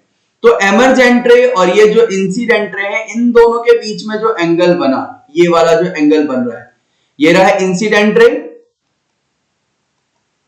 इंसिडेंस रे, और ये क्या है? एमरजेंट रे। इन दोनों के बीच में जो ये एंगल दिख रहा है, या ये वाला जो एंगल दिख रहा है, this angle is known as angle of deviation. तो इस एंगल को हम क्या कहते हैं? Angle of deviation. यहां लिखता हूं मैं, एंगल ऑफ डेविएशन। जैसे इस डायग्राम में इसे किससे रिप्रेजेंट किया हुआ है? अल्फा से रिप्रेजेंट कर रखा है, ठीक है। इसे कहते हैं एंगल ऑफ डेविएशन। बात आई समझ में? बाकी छोटी छोटी बातें पता ही हो कि ये होगा एंगल ऑफ इंसिडेंस, ये होगा एंगल ऑफ रिफ्रैक्शन, ये भी होगा एंगल ऑफ रिफ्रैक्शन, और यहाँ पे जो एंगल बनेगा this is angle of emergent. Clear? चलो, तो ये था तुम्हारा रिफ्रैक्शन थ्रू अ प्रिज्म। अब इसको थोड़ा सा एक साफ सुथरे डायग्राम में भी समझ लो, ठीक है। ये जो लाइट रे ये क्या है? Incident ray. अब इंसिडेंट रे हमारे एबी सरफेस पे पहुंची, यहाँ पे क्या हुआ? रिफ्रैक्शन हुआ, रिफ्रैक्शन होने के बाद ये होगी रिफ्रैक्टेड रे, रिफ्रैक्टेड रे वापस से एसी सरफेस पे पहुंचा, या फिर से रिफ्रैक्शन होगा, और रिफ्रैक्शन होके लाइट रे ये बाहर निकल गई, जिसको तुमने क्या कहा? जिसको तुमने कहा एमर्जेंट रे, ठीक है। ये लाइट एमर्ज हुई है यानी कि एमर्जेंट रे। ये क्या है? तुम्हारी इंसिडेंट रे। और अंदर जो लाइट रे दिख रही है ना पी से Q, P Q is the refracted रे। ये क्या है? रिफ्रैक्टेड रे। तो देखो ये इंसिडेंट रे का ओरिजिनल पाथ, और ये हो गया तुम्हारा एमर्जेंट रे, इंसिडेंट रे, और ये क्या है? एमर्जेंट रे। और इन दोनों के बीच में जो एंगल बना, this angle is angle of deviation. ये क्या है? तुम्हारा एंगल ऑफ डेविएशन। तो बात आई समझ में? एंगल ऑफ डेविएशन क्या होता है? Angle of incidence, angle of refraction, incident ray और एमर्जेंट रे। तो ये था तुम्हारा refraction through a prism, refraction of white light through a prism. चलो अब बढ़ते हैं आगे। नेक्स्ट जो हमारा टॉपिक है वो क्या है भाई? Dispersion of white light. अब ये डिस्पर्जन क्या होता है? देखो, न्यूटन ने ना एक छोटा सा एक्सपेरिमेंट किया, और उस एक्सपेरिमेंट के बेसिस पे उन्होंने बताया कि जो व्हाइट लाइट होता है ना उसके अंदर 7 रंग छुपे होते हैं। व्हाइट लाइट जो होता है उसके अंदर क्या होता है? 7 कलर छुपे होते हैं, या जो एक व्हाइट लाइट होता है वो 7 रंगों से मिलके बना होता है। तो देखो ये होता क्या? Dispersion of white light. जब एक व्हाइट लाइट को तुम इस तरीके से प्रिज्म के अंदर भेजते हो ना, तो जब वो बाहर निकलती है तो 7 डिफरेंट कलर में इस तरीके से स्प्लिट हो जाती है, 7 अलग अलग रंगों में स्प्लिट हो जाती है। और व्हाइट लाइट का 7 डिफरेंट कलर में स्प्लिट होने वाला जो फिनोमिना है उसी को हम क्या कहते हैं? Dispersion of white light. यानी splitting of white light into its constituent colour is called dispersion. अब ये जो 7 रंग तुम्हें दिख रहे हैं ये क्या होते हैं? Violet, indigo, blue, green, yellow, orange, red. यानी बेसिकली इनका कुछ अरेंजमेंट ऐसे होता है, VIVGYOR। यह है विबग्योर। क्या कहते हैं इसे? विबग्योर कहते हैं। और ये जो विबग्योर है क्या है? Band of 7 colour. और बैंड ऑफ 7 कलर को हम कहते हैं स्पेक्ट्रम। क्या कहते हैं? स्पेक्ट्रम। जैसे दूसरी लाइन यहां क्या लिखी है? Band of 7 colour is called spectrum. यानी जब एक व्हाइट लाइट डिस्पर्ज होता है, या एक व्हाइट लाइट एक प्रिज्म के अंदर जाके डिस्पर्ज हो रहा है, तो 7 अलग अलग कलर में स्प्लिट हो जाता है, बढ़ जाता है। इसी फिनोमिना को हम क्या कहते हैं? Dispersion of light. और वो जो 7 डिफरेंट कलर बने उनका जो बैंड है वो क्या कहलाता है? स्पेक्ट्रम कहलाता है। क्लियर? बात आई समझ में? Dispersion and spectrum. चलो अब बढ़ते हैं थोड़ा और आगे। अब ये जो हमारा यहाँ पे डिस्पर्जन हुआ, डिस्पर्जन के अंदर क्या मिला? व्हाइट लाइट 7 कलर में डेविएट हो गया, यानी 7 रंग मिल गए हमें विबग्योर के फॉर्म में। अब वो जो 7 रंग मिले उनके वेवलेंथ, उनके रिफ्रैक्टिव इंडेक्स और उनके डेविएशन के बारे में हम डिस्कस करने। तो अगर तुम यहाँ पे ध्यान से देखो ना, तो एक चीज बड़े ध्यान से देखो कि व्हाइट लाइट इस तरीके से, तो उसका जो ओरिजिनल पाथ है, इंसिडेंट पाथ है, ये होना चाहिए। वो 7 रंगों में बटा, और 7 रंगों में सबसे ऊपर जो होता है वो कौन सा होता है भाई? हमारा सबसे ऊपर जो कलर होता है वो रेड होता है। ध्यान से समझना, सबसे ऊपर वाला जो कलर है वो क्या है? रेड है। और सबसे नीचे वाला जो कलर है वो क्या है? वॉयलेट है। ठीक है? तो इंसिडेंट रे के पाथ को अगर मैं बनाऊं इस तरीके से है क्या? ठीक है, ये ओरिजिनल पाथ है। तो ओरिजिनल पाथ से जो रेड है वो कितना डेविएट हुआ? इतना डेविएट हुआ। और ये ओरिजिनल पाथ से जो हमारा वॉयलेट है वो कितना डेविएट हुआ? तो वो इतना डेविएट हुआ। यानी डेविएशन किसका ज्यादा है? तो डेविएशन ऑब्वियसली वॉयलेट का। जाना ऐसे चाहिए था, रेड तो इतना ही बेंड हुआ, लेकिन वॉयलेट इतना बेंड हुआ। तो डेविएट कौन हुआ अपने पाथ से सबसे ज्यादा? तो सबसे ज्यादा जो अपने पाथ से डेविएट हुआ वो कौन है? वॉयलेट है। और जो सबसे कम डेविएट हुआ वो क्या है? वो है रेड। तो रेड कलर जो होता है वो सबसे कम डेविएट होता है, और जो वॉयलेट कलर होता है वो सबसे ज्यादा डेविएट होता है। बाकी का जो रीजन है वो तो समझ जाओगे।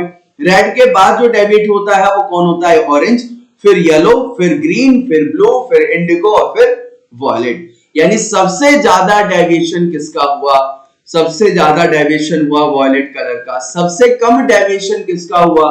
तो सबसे कम डेविएशन हुआ रेड कलर का, क्योंकि रेड कलर अपना जो इंसिडेंट रे था इसको ऐसे जाना चाहिए था, रेड बस इतना बेंड हुआ, वॉयलेट इतना बेंड हुआ, ज्यादा बेंड हो गया। क्लियर? तो यही देखो यहां पे भी एक डायग्राम बना हुआ है, ये इंसिडेंट रे का पाथ है। इंसिडेंट रे से रेड जो है वो सिर्फ इतना बेंड हुआ, तो उसका एंगल ऑफ डेविएशन ये है। और वॉयलेट का देखो एंगल ऑफ डेविएशन कितना बड़ा बना, ये बना क्या, बहुत बड़ा एंगल ऑफ डेविएशन बन रहा है इसका। तो violet is more deviate compare to the red colour. ठीक है, अब यहां ध्यान दो, जिसका जितना ज्यादा डेविएशन होगा उसकी वेवलेंथ उतनी कम होगी। तो सबसे ज्यादा डेविएशन किसका हुआ है? तो सबसे ज्यादा डेविएशन हुआ है तुम्हारा किसका? वॉयलेट का। तो वॉयलेट का डेविएशन अगर सबसे कम हुआ है तो वेवलेंथ सबसे कम किसकी होगी? सॉरी, वॉयलेट का डेविएशन सबसे ज्यादा हुआ है, तो वॉयलेट का डेविएशन अगर सबसे ज्यादा हुआ है तो वॉयलेट की वेवलेंथ सबसे कम होगी। ठीक है, उसके बाद रेड का डेविएशन सबसे कम हुआ है, तो जिसका डेविएशन सबसे कम हुआ उसकी वेवलेंथ सबसे ज्यादा होगी। बात आई समझ में? तो ये छोटी छोटी बातें ध्यान रखनी है। तो यहां देखो, यहां पे एक चार्ट भी बना हुआ है, wavelength of red is greater than wavelength of violet, यानी वेवलेंथ सबसे ज्यादा किसका होता है? रेड कलर का सबसे ज्यादा वेवलेंथ होता है। उसके बाद ऑरेंज, येलो, फिर नीचे जैसे जैसे जाएगा वो डिक्रीज करते हुए वॉयलेट का सबसे कम हो जाता है। फिर उसके बाद ये देखो डेविएशन की बात हो रही है, तो डेविएशन सबसे ज्यादा किसका है? वॉयलेट का सबसे ज्यादा है, और रेड का क्या है? कम है वॉयलेट के कंपैरिजन में। तो ऑब्वियसली डेविएशन सबसे ज्यादा किसका हो रहा है? वॉयलेट का। क्यों? क्योंकि वॉयलेट कलर सबसे नीचे है, और जिसका डेविएशन ज्यादा होगा उसका वेवलेंथ कम होता है। उसके बाद इनके रिफ्रैक्टिव इंडेक्स को भी देख सकते हो, जिसका डेविएशन सबसे ज्यादा हुआ है उसका रिफ्रैक्टिव इंडेक्स भी ज्यादा होता है। जिस मीडियम का रिफ्रैक्टिव इंडेक्स ज्यादा है या जिसका रिफ्रैक्टिव इंडेक्स ज्यादा है वो उतना ज्यादा अपने पाथ से डेविएट होता है। तो ये तीनों चीजें बिल्कुल ध्यान रखना। अब मैं इसको समझाने के लिए कुछ ऐसे भी समझा देता हूं। स्पेस है कहीं? चलो कोई नहीं, यहीं पे मैं समझा देता हूं। ध्यान से देखो, मैंने यहां पे बना दिया V I B G Y O R, VIBGYOR. तो जब तुम वॉयलेट से रेड की तरफ जाते हो, वॉयलेट से किधर? रेड की तरफ जा रहे हो, तो वॉयलेट से रेड की तरफ जाने पे जो तुम्हारा वेवलेंथ है वो इंक्रीज होता है। वेवलेंथ क्या करेगा? इंक्रीज। सबसे कम वॉयलेट का, फिर इंडिगो का, फिर वॉयलेट का, फिर ग्रीन का, फिर येलो का, फिर ऑरेंज का, फिर सबसे ज्यादा रेड का। यानी वॉयलेट से रेड की तरफ अगर जा रहे हो तो तुम्हारा जो वेवलेंथ है वो इंक्रीज होगा।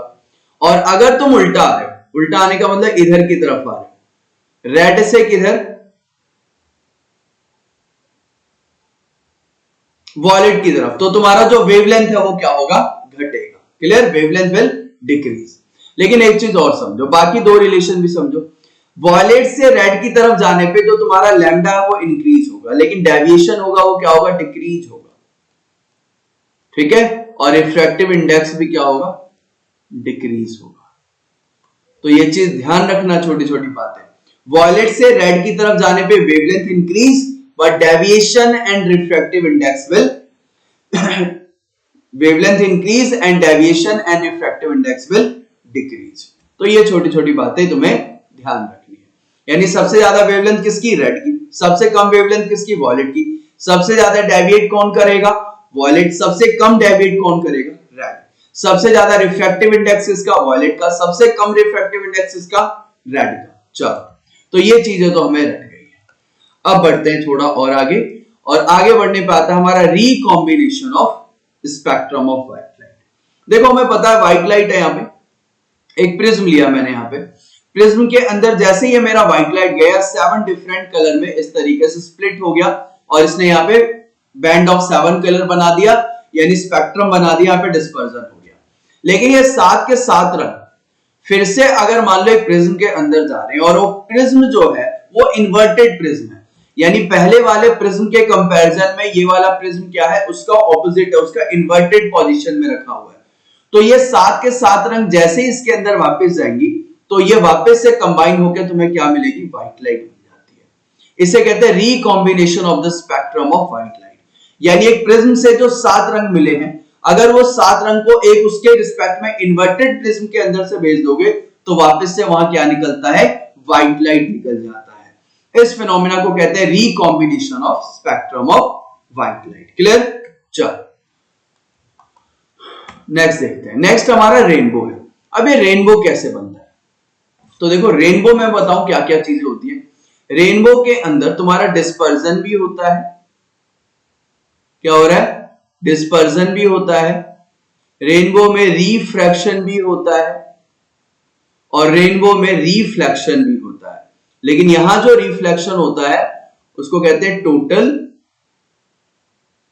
इंटरनल रिफ्लेक्शन, यानी इन तीनों के कॉम्बिनेशन से तुम्हारा रिफ्लेक्शन, रिफ्रैक्शन और डिस्पर्जन, इन तीनों के कॉम्बिनेशन से क्या बनता है, रेनबो बनता है। ठीक है, रेनबो तो तुमने देखा ही होगा, जो 7 कलर जिसे तुम लोग इंद्रधनुष वगैरह भी कह देते हो, तो जो 7 कलर का पूरा एक जो नेचुरल स्पेक्ट्रम है, एक स्पेक्ट्रम तो देखा तुमने प्रिज्म से, और रेनबो जो है वो कैसा स्पेक्ट्रम है, नेचुरल स्पेक्ट्रम है।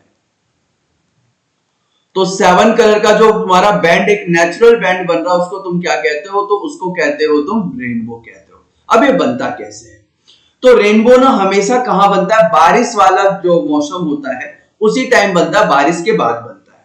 जैसे कि मान लो अभी बारिश हुई है तो हमारे एटमॉस्फेयर में रेन ड्रॉप होंगे। ठीक है, अब भाई जैसे डिस्पर्जन की बात करूं, डिस्पर्जन होने के लिए क्या चाहिए, तुम्हें प्रिज्म चाहिए, उस प्रिज्म के अंदर से व्हाइट लाइट जाएगा तो डिस्पर्जन होगा, यानी 7 डिफरेंट कलर में स्प्लिट हो जाएगा। तो डिस्पर्जन होने के लिए तुम्हें क्या चाहिए, यानी 7 डिफरेंट कलर में स्प्लिट करवाना व्हाइट लाइट को, तुम्हें क्या चाहिए, प्रिज्म चाहिए। तो बारिश हुई, बारिश होने के बाद हमारे एटमॉस्फेयर में क्या है, रेन ड्रॉप है स्फेरिकल शेप में। अब वो रेन ड्रॉप जो होते हैं वो किसकी तरह बिहेव करते हैं, प्रिज्म की तरह बिहेव करते हैं। अब होता क्या है, जैसे ये सनलाइट है, यहाँ पे सन है, दिख रहा है, ये सन से यहां से व्हाइट लाइट गई और ये जो स्फीयर शेप में दिख रहा है ये हमारे क्या है, रेन ड्रॉप है। ये क्या है, ये रेन ड्रॉप है जो किसकी तरह बिहेव कर रहे हैं, यहाँ पे प्रिज्म की तरह बिहेव करते हैं। जैसे ही ये व्हाइट लाइट अंदर गई है तो भाई यहाँ पे क्या हो रहा है, रेयर टू डेंसर में व्हाइट लाइट जा रही है क्या, यानी यहां से यहां अंदर जाते ही क्या हुआ, यहाँ पे रिफ्रैक्शन फिनोमिना हो गया। क्लियर, यानी यहाँ पे बी पॉइंट पे क्या हो रहा है, रिफ्रैक्शन हो रहा है। ओके, अब जैसे ही व्हाइट लाइट अंदर गई है तो क्या होता है भाई, डिस्पर्जन हो जाएगा, 7 डिफरेंट कलर में ये डेविएट हो गया और ये 7 के 7 रंग सी पॉइंट पे यहाँ पे क्या हो रहे हैं, इंटरनली रिफ्लेक्ट हो रहे हैं, यानी 7 रंग बने और सातों के सातों रंग जब सी पॉइंट पे गए तो सी पॉइंट पे क्या हो गया, रिफ्लेक्ट हो गए, यानी इस तरीके से 7 के 7 रंग गए और यहां से रिफ्लेक्ट हो गए, इस तरीके से बाउंस बैक कर गए। क्लियर, बाउंस बैक करने के बाद डी पॉइंट पे आए और डी पॉइंट पे फिर से उनका क्या हो गया, रिफ्रैक्शन हो गया। डी पॉइंट पे फिर से उनका क्या हो गया, रिफ्रैक्शन हो गया और लाइट रे बाहर आई 7 कलर में और यहाँ पे तुम्हारा क्या फॉर्म हो गया, रेनबो फॉर्म हो गया। क्लियर, जिसे तुम ये आई से देख रहे हो। तो इस तरीके से तुम्हारा रेनबो फॉर्म होता है। तो रेनबो किसकी वजह से फॉर्म होता है, due to the dispersion. Rainbow क्या होता है, एक नेचुरल स्पेक्ट्रम जो कि बारिश हुई है, बारिश होने के बाद फॉर्म होता है। किसकी वजह से फॉर्म होता है, जो रेन ड्रॉप है वो प्रिज्म की तरह बिहेव करता है, सनलाइट से जो व्हाइट लाइट आ रही है उसके अंदर जाती है, रिफ्रैक्शन हुआ पहले, डिस्पर्जन हुआ, 7 डिफरेंट कलर में लाइट स्प्लिट हो गई, फिर उसके बाद अंदर ही रिफ्रैक्शन, रिफ्लेक्शन भी हो गया सी पॉइंट पे, जिसे कहते हैं total internal reflection of spectrum, TIR short में कहते हैं इसे। अंदर ही अंदर लाइट रे रिफ्लेक्ट हो गई, रिफ्लेक्ट होने के बाद डी पॉइंट पे आई और डी पॉइंट पे फिर से क्या हो गई, रिफ्रैक्ट हो गई और लाइट रे सातों के सातों जो लाइट रे है वो बाहर आई और बाहर आने के बाद तुम्हें क्या मिल गया, यहाँ पे रेनबो। तो इस तरीके से तुम्हारा रेनबो का फॉर्मेशन होता है। क्लियर, बात आई समझ में। चलो थोड़ा और कुछ डिस्कस करते हैं। तो रेनबो कैसे बना, कब बना, उसको डिस्कस कर लो एक एक करके। तो सबसे पहला पॉइंट क्या कह रहा है, during motion there are water particle present in the air. Obviously monsoon के टाइम में जब बारिश वगैरह होती है तो हमारे एटमॉस्फेयर में क्या होंगे, वाटर के पार्टिकल प्रेजेंट होंगे। दूसरा पॉइंट क्या कह रहा है भाई, when rain occur on sunny day the sunlight passes through this water droplet। जो वाटर ड्रॉपलेट हमारे एटमॉस्फेयर है वहां से उस वाटर ड्रॉपलेट में कौन पास कर रहा है, तो सनलाइट उसके एंटर कर रहा है उसके अंदर, और सनलाइट जैसे ही देखो यहाँ पे सनलाइट जैसे इसके अंदर एंटर किया रिफ्रैक्शन हुआ और उसके बाद डिस्पर्जन भी हो गया, यानी 7 रंगों में बढ़ गया। वो ये जो है ये वॉयलेट है और ये रेड है, उसके बीच में बाकी के कलर इसके बीच में। और फिर उसके बाद क्या हुआ, फोर्थ पॉइंट देखो क्या कह रहा है, therefore when this white light experience refraction through this water droplet dispersion occur, this dispersed ray again suffer a total internal reflection from the opposite end of the water droplet. Obviously इस वाले point पे क्या हो रहा है, तो इस वाले पॉइंट पे हमारा क्या हो रहा है, TIR हो रहा है, टोटल इंटरनल रिफ्लेक्शन हो रहा है। और फिर लाइट रे यहां से बाहर आई और ये क्या बन गया तुम्हारा, एक रेनबो बन गया। ठीक है, यही पूरा का पूरा तुम्हारा रेनबो का फॉर्मेशन हो रहा है इस तरीके से। चलो अब बढ़ते हैं आगे। रेनबो के बाद क्या है, शेप ऑफ रेनबो की बात हो रही है। तो रेनबो जो बनता है उसका शेप कैसा होता है, तो दिखने में हमें लगता है आर्क जैसा है ना, कि रेनबो जो है वो कुछ ऐसा बन रहा है, बट ये ऐसा नहीं होता। रेनबो जो होता है वो पूरी तरीके से एक फुल सर्कल होता है, पूरी तरीके से एक सर्कल होता है। देखो होता क्या है, जैसे ये अर्थ है, ठीक है, तुम यहां पे है, ठीक है, तो तुम्हें जो होगा हॉरिजन से नीचे वाला पार्ट नहीं दिखता, हॉरिजन से ऊपर ऊपर वाला पार्ट दिखता है। यानी तुम्हारा जो लाइन ऑफ साइट होता है वो सिर्फ इतना होता है, हॉरिजन के ऊपर से, इससे नीचे तुम नहीं देख पाते हो। तो होता क्या है, जो रेनबो होगा वो तो पूरा का पूरा इस तरीके से स्फीयर बनता है, लेकिन तुम रेनबो का सिर्फ कितना पार्ट देख पाते हो, इतना पार्ट देख पाते हो। और क्या लगता है कि भाई रेनबो कैसा बना है, तो रेनबो एक आर्क की तरह बना है, लेकिन रेनबो एक आर्क की तरह नहीं होता, रेनबो एक कंप्लीट सर्कल होता है, पूरा सर्कल होता है। लेकिन हॉरिजन के नीचे वाला ये जो लाइन है ना, इसको हॉरिजन कहते हैं। तो हॉरिजन के नीचे वाले पार्ट को हम देख नहीं पाते, इसलिए वो हमारे लिए विजिबल नहीं होता। इट डजंट मीन कि वो रेनबो जो है सिर्फ आर्क बना है, रेनबो पूरा का पूरा कंप्लीट सर्कल बनता है, लेकिन नीचे का पार्ट हमारे लिए विजिबल नहीं होता है। क्लियर? तो शेप ऑफ रेनबो कैसा होता है, एक कंप्लीट सर्कल होता है। नेक्स्ट क्या है, एटमॉस्फेरिक रिफ्रैक्शन। अब ये एटमॉस्फेरिक रिफ्रैक्शन क्या है, तो रिफ्रैक्शन तो देखो हमें बहुत अच्छे से पता है रिफ्रैक्शन क्या होता है, बस रिफ्रैक्शन के आगे एक वर्ड जुड़ गया, क्या, एटमॉस्फेरिक रिफ्रैक्शन। तो अगर ये रिफ्रैक्शन हमारे अर्थ एटमॉस्फेयर की वजह से हो रहा है तो उसे तुम क्या कहोगे, एटमॉस्फेरिक रिफ्रैक्शन। जैसे कि अगर मैं बात करूं कि अर्थ है, तो अर्थ के अराउंड क्या है भाई, गैसियस के लेयर हैं, इस तरीके से गैसियस के लेयर हैं, और गैसियस के लेयर ही क्या कहलाते हैं, हमारे एटमॉस्फेयर कहलाते हैं। और इस एटमॉस्फेयर के अंदर क्या है भाई, कई तरीके के पार्टिकल्स हैं, गैसेस हैं, बहुत तरीके के पार्टिकल हैं। तो लाइट रे अगर इसके अंदर अंदर आएगी, हमारे एटमॉस्फेयर के अंदर आएगी, तो ऑब्वियसली क्या होगा, वहां पे एक रिफ्रैक्शन होगा, और उसी को हम क्या कहते हैं, एटमॉस्फेरिक रिफ्रैक्शन।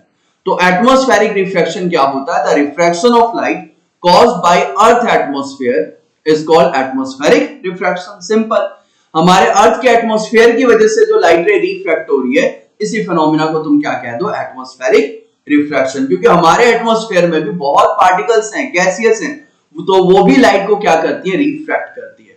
और हमारे एटमॉस्फेयर की जो फिजिकल कंडीशन है ना, वो वेरिएबल होती है, चेंज होती रहती है। ठीक है, वो क्या होती रहती है, चेंज होती रहती है।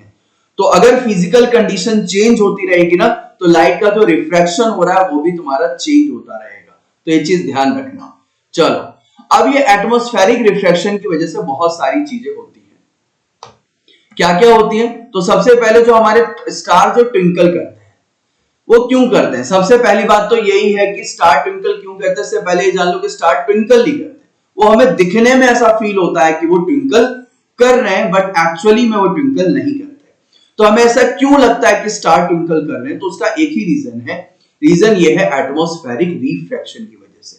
जैसे कि मान लो एक डायग्राम के बेसिस पे मैं तुम्हें अगर समझाऊं, जैसे यहां देखो एक डायग्राम बना हुआ है, इस डायग्राम में यह ऑब्जर्वर है, तो ऑब्जर्वर जो है वो कहां पे है, तो ऑब्जर्वर है भाई अर्थ पे। ठीक है, और ये मान लो स्टार है, स्टार कहीं अर्थ से बहुत दूर है, स्टार जो है वो अर्थ से बहुत ज्यादा दूर है। ठीक है, मान लो जैसे ही ये स्टार की लाइट रे अर्थ के एटमॉस्फेयर में एंटर करेंगी, मान लो ये अर्थ का एटमॉस्फेयर यहां से स्टार्ट हो गया, तो अर्थ के एटमॉस्फेयर में एंटर करते ही क्या होगा भाई, एटमॉस्फेरिक रिफ्रैक्शन शुरू हो जाएगा।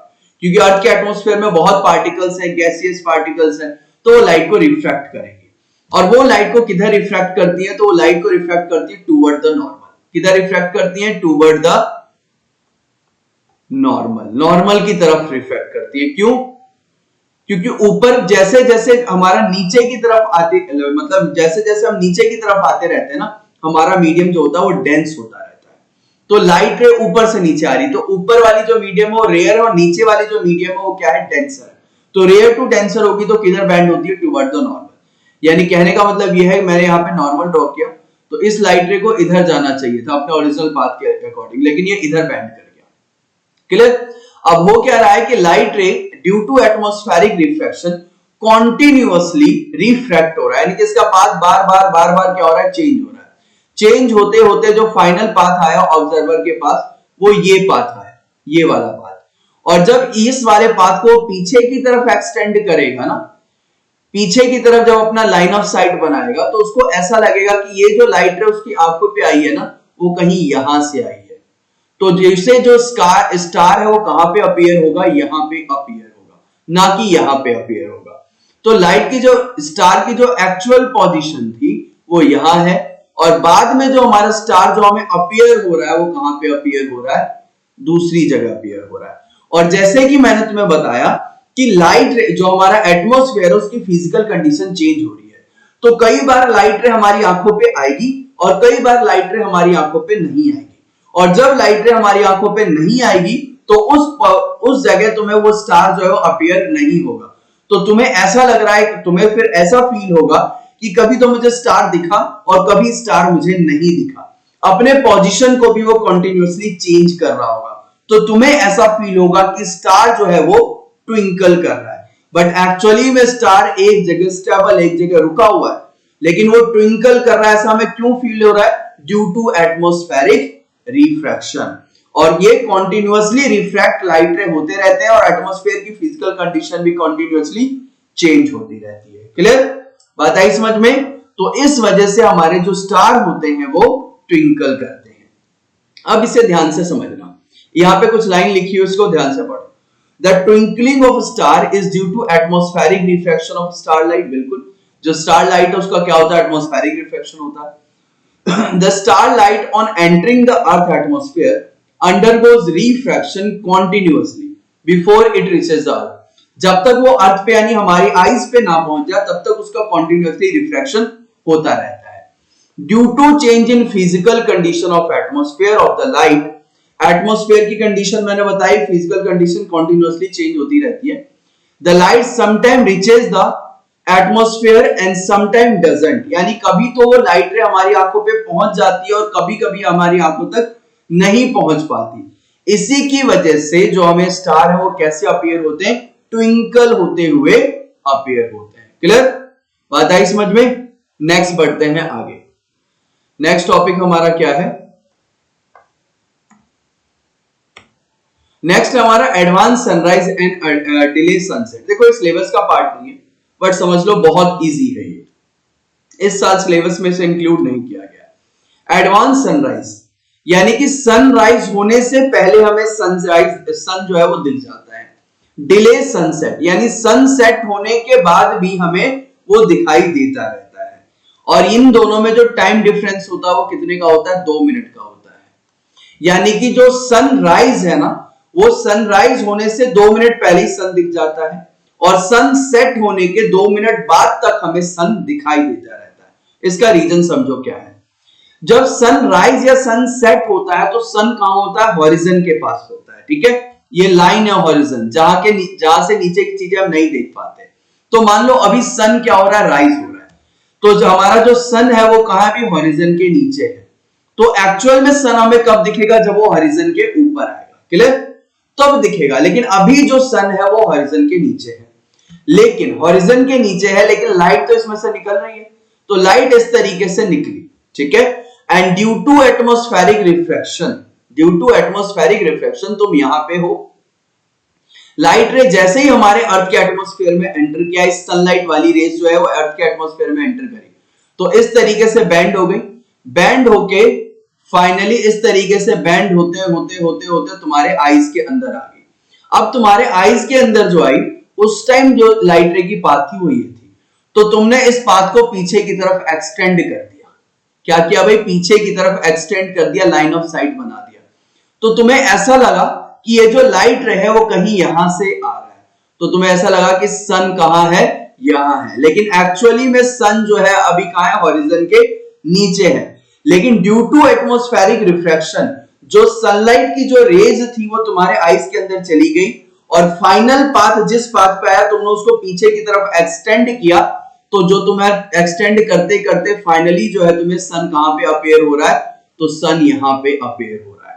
यानी सन अभी राइज नहीं हुआ है, हॉरिजन के नीचे है, इसके बावजूद भी तुम्हें वो दिख गया। और इनके बीच में जो टाइम डिफरेंस होता है वो कितने का होता है, 2 मिनट का होता है। ऐसे ही सनसेट के टाइम तक होता है। सन जब सेट हो रहा है, नीचे की तरफ जा रहा है, हॉरिजन से नीचे जा रहा है, तो जब वो नीचे गया तो भी ड्यू टू एटमॉस्फेरिक रिफ्रैक्शन तुम्हारे आईज के अंदर उसकी रेज आ रही है और 2 मिनट तक जब वो नीचे जाता रहता है, यहां तक पहुंचेगा, तब तक वो रेज आती रहेंगी और तुम्हें ऐसा लगेगा कि सनसेट अभी नहीं हुआ है। क्लियर? यानी कि सनसेट होने के 2 मिनट बाद तक भी तुम्हें सन दिखाई देता रहेगा। किसकी वजह से? Due to atmospheric refraction. तो ये पूरा का पूरा जो advance sunrise and delay sunset होता है, 2 मिनट का जो गैप होता है वो किसकी वजह से होता है? Due to atmospheric refraction.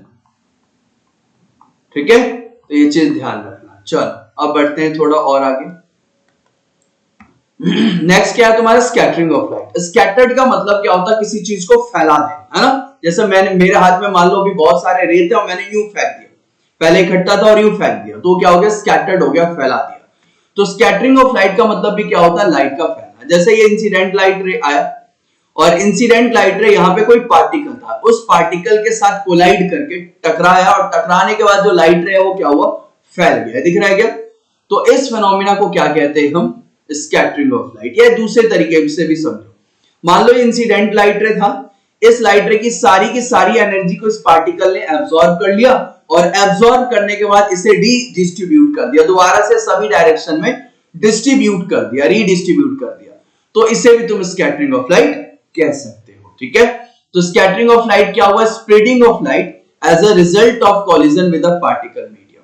यानी इस मीडियम में जो पार्टिकल है उससे कोलिजन होने के बाद लाइट रे जो हमारा स्प्रेड हुआ, जो फैल गया, इसी को हम क्या कहते हैं? Scattering of light. यानी लाइट का फैलना इज स्कैटरिंग ऑफ लाइट। अब इसके कुछ एग्जांपल्स लेते हैं, कुछ इसके फिनोमिना समझेंगे। सबसे पहला जो फिनोमिना आता है कोलाइडल पार्टिकल। यहीं से हम सीखेंगे टिंडल इफेक्ट के बारे में। ठीक है, कोलाइडल पार्टिकल देखो क्या होता है। जैसे मैं तुम्हें सॉल्यूशन की बात करूं तो सॉल्यूशन क्या होता है? पानी के अंदर अगर तुम चीनी को डाल दो तो क्या होगा? पूरी तरीके से घुल जाता है, घुल जाता है। उस सॉल्यूशन को हम कहते हैं ट्रू सॉल्यूशन। उस सॉल्यूशन को हम क्या कहते हैं? ट्रू सॉल्यूशन कहते हैं। क्लियर? फिर उसके बाद अगर एक मान लो पानी है और पानी के अंदर तुमने रेत को डाल दिया है, रेत को डाल दिया है, तो वो क्या हो जाता है? तुम्हारा एक हेट्रोजीनियस मिक्सचर हो जाता है, इसे तुम सस्पेंशन कहते हो। तो उसमें जो तुमने रेत डाला वो पूरी तरीके से मिक्स नहीं होगा, यानी तुम्हें रेत जो है वो पानी के अंदर दिख जाएगा या नीचे बैठा हुआ दिख जाएगा। क्लियर? अब इन दोनों के बीच में एक और सॉल्यूशन आता है जिसे कहते हैं कोलाइडल सॉल्यूशन। अब देखो हो क्या रहा है, ट्रू सॉल्यूशन के अंदर जो पार्टिकल है वो नहीं दिख रहा है। क्यों? क्योंकि पूरी तरीके से घुल गया। यानी ये कैसा मिक्सचर हो गया? ट्रू सॉल्यूशन एक होमोजीनियस हुआ। क्या लिखता हूं? कैसा हुआ? ये होमोजीनियस हुआ। और जो हमारा सस्पेंशन है इसमें पार्टिकल तुम्हें दिख रहा है ना, रेत डाल दिया, तो ये कैसा मिक्सचर हुआ? हेट्रोजीनियस हुआ। हुआ क्या? अब इन दोनों के बीच में एक सॉल्यूशन लाई करता है। ठीक है, यानी इसके पार्टिकल इतने छोटे होते हैं कि देख तो नहीं सकते हैं, बहुत छोटे होते हैं, लेकिन फिर भी वो पूरी तरीके से घुलते नहीं है। यानी कहने का मतलब ये है कि वो दिखने में तो होमोजीनियस लगता है, हमें लगता है घुल गया, बट वो घुलते नहीं है। पानी के अंदर ही इस तरीके से वाटर के साथ ही फ्लोट करते रहते हैं। यानी दिखने में ऐसा लगता है कि घुल गए, बट वो घुलते नहीं है।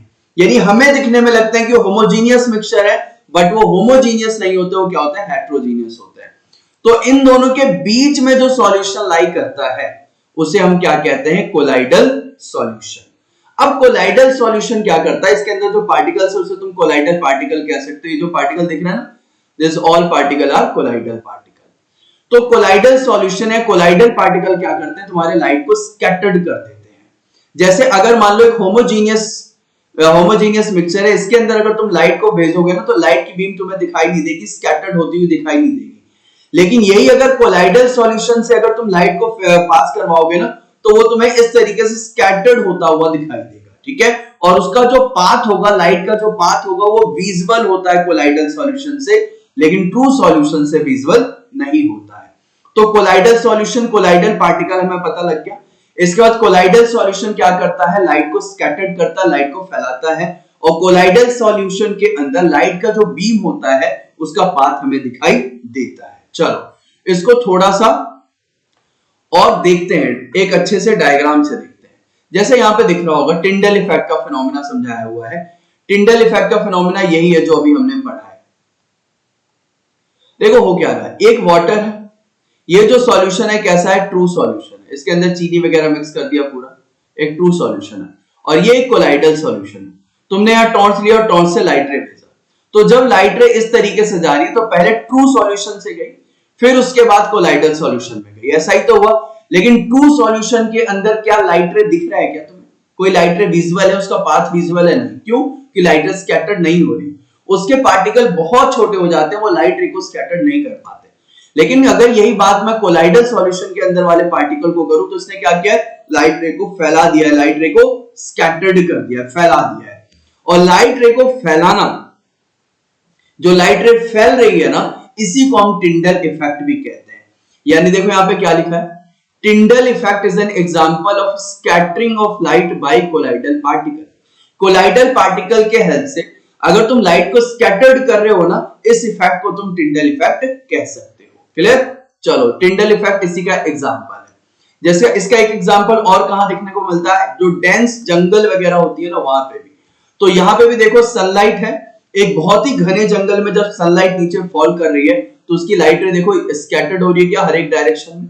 तो ये भी क्या है, स्कैटरिंग ऑफ लाइट का एग्जांपल है, यानी this is also an example of Tyndall effect. Clear?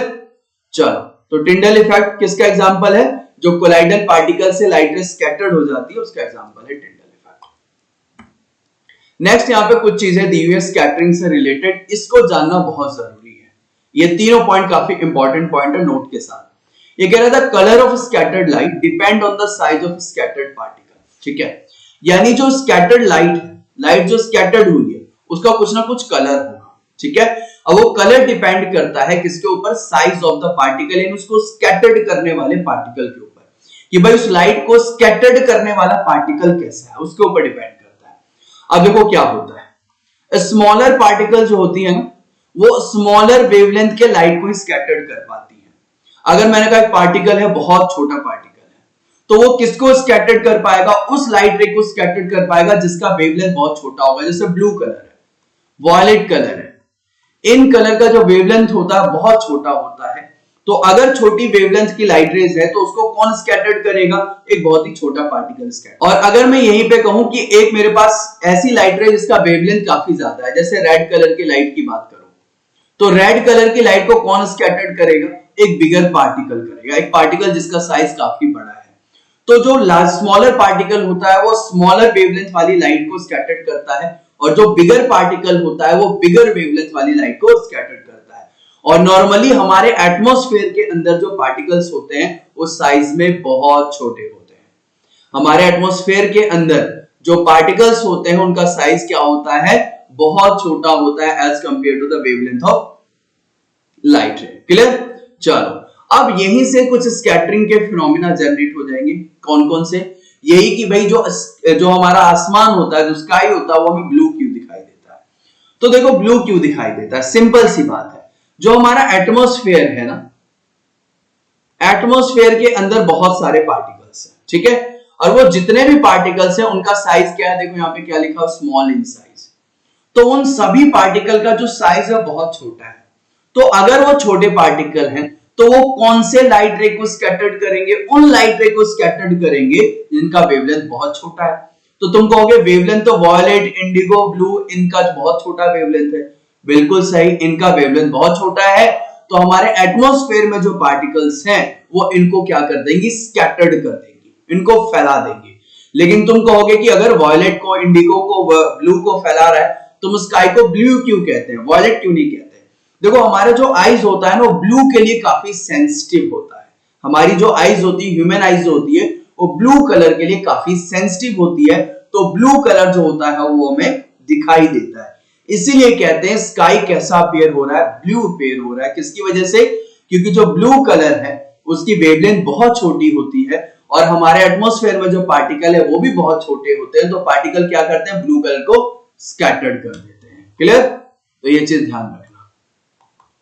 अब यहां पे उसी को डिफाइन किया गया है कि ब्लू कलर ऑफ स्काई क्यों होता है। तो यहां दिख रहा है क्या तुम्हें, when sunlight pass through atmosphere the fine particle in air, यानी हमारे एटमॉस्फेयर में जो फाइन पार्टिकल, छोटे पार्टिकल है, scattered light of shorted wavelength such as blue more strongly than red, यानी शॉर्टेड वेवलेंथ की लाइट कौन है, तो ऑब्वियसली वॉयलेट से ब्लू तक, वॉयलेट, इंडिगो, ब्लू, ये सारे के सारे क्या शॉर्टेड वेवलेंथ की लाइट है, तो इनको स्कैटर्ड कर देते हैं और रेड को स्कैटर्ड नहीं कर पाते। क्यों? क्योंकि रेड का वेवलेंथ क्या है, ज्यादा है। चलो और एक और जरा इसी से रिलेटेड एक और लाइनों से भी देख लेते हैं।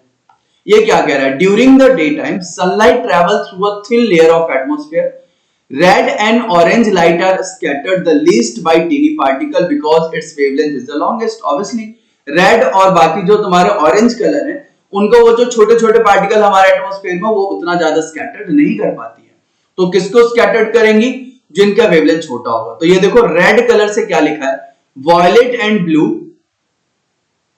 रेड कलर से क्या लिखा है, violet and blue light are scattered by most of the tiny particle because its wavelength is the shortest. ठीक है, this give skies blue appearance. Violet light is not seen because our eyes are more sensitive to blue light. जो भी मैंने बताया कि violet light हमें, violet light जो है वो स्कैटर्ड होती है पर दिखाई क्यों नहीं देती, क्योंकि जो हमारी आईज है वो ब्लू के लिए ज्यादा सेंसिटिव होती है। Hence more blue light enter our eyes और हमें ब्लू कलर दिखाई देता है स्काई। क्लियर? नेक्स्ट टॉपिक ये है कि जो हमारा समुद्र वगैरह होता है, जो सी होता है, सी का वाटर भी कैसा दिखाई देता है, ब्लूइश दिखाई देता है। तो उसका भी रीजन क्या है, तो स्कैटरिंग ऑफ लाइट होता है। ब्लूइश, यहाँ पे क्या लिखा है, the bluish colour of water in deep sea is due to the scattering of light. उसके भी जो पार्टिकल्स होते हैं ना, वाटर के अंदर जो पार्टिकल्स होते हैं ब्लू कलर को क्या करते हैं, स्कैटर्ड कर देते हैं ड्यू टू शॉर्टर वेवलेंथ, और बाकी कलर को स्कैटर्ड नहीं कर पाते, इसलिए वो कैसा दिखाई देता है, ब्लू दिखाई देता है। क्लियर?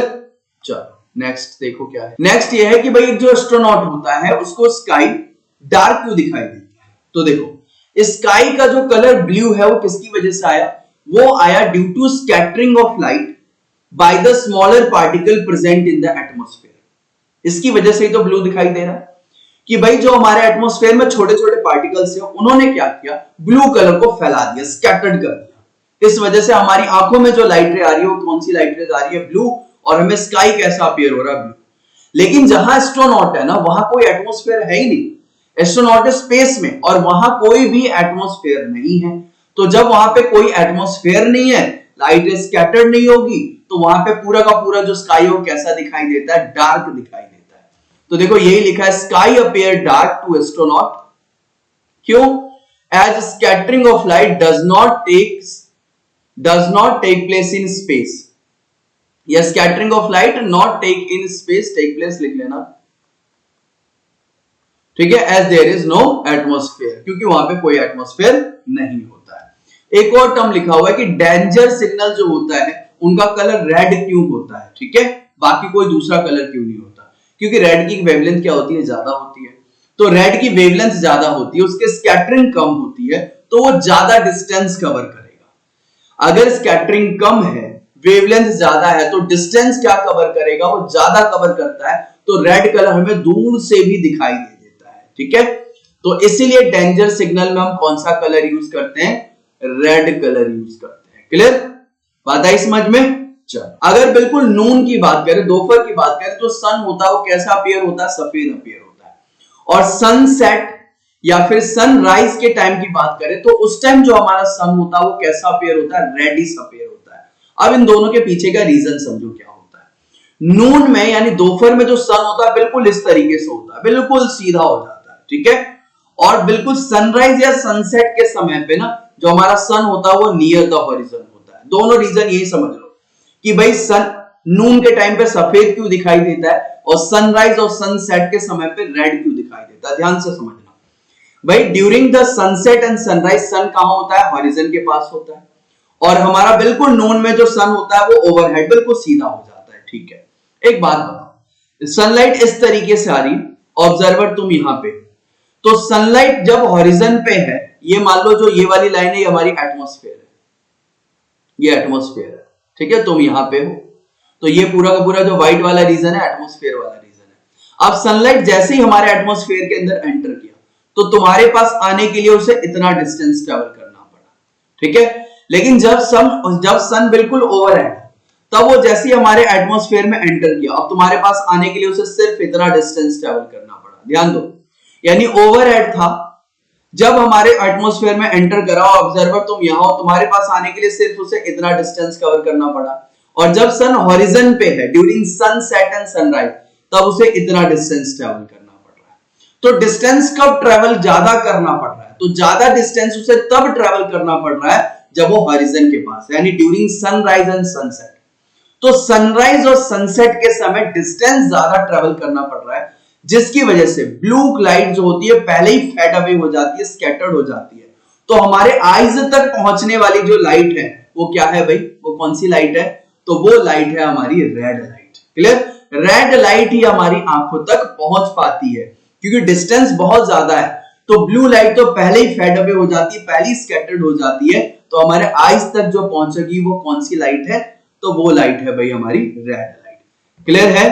बात आई समझ में? तो देखो यहां क्या लिखा हुआ है, at noon the sun is overhead in the sky and the light coming from the sun travel a relatively short distance. Noon के टाइम पे, दिन के टाइम पे वो कम डिस्टेंस ट्रेवल करेगी through the atmosphere to reach the earth. In this case, blue light is not scattered much. Obviously भाई, अब इसे कम डिस्टेंस ट्रैवल कर रहा है तो ब्लू लाइट कम स्कैटर्ड होगा, और ज्यादा डिस्टेंस ट्रैवल कर रहा है तो ब्लू लाइट स्कैटर्ड हो जाएगा। जो हमारी आंखों तक पहुंचेगा वो क्या होगा भाई? हमारे आंखों तक पहुंचने वाली लाइट रेड होगी, not scattered much. As the light coming from overhead, sun contained almost all its component color in the right proportion. The sun appear white to us at noon. Clear? बात आई समझ में?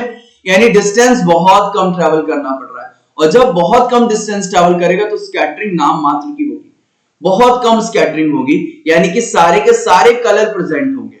और जब सारे के सारे colour एक साथ प्रेजेंट होंगे तो भाई सन कैसा अपीयर होगा? ऑब्वियसली व्हाइट अपीयर होगा। क्लियर? क्योंकि 7 कलर मिलके ही तो व्हाइट कलर बनते हैं।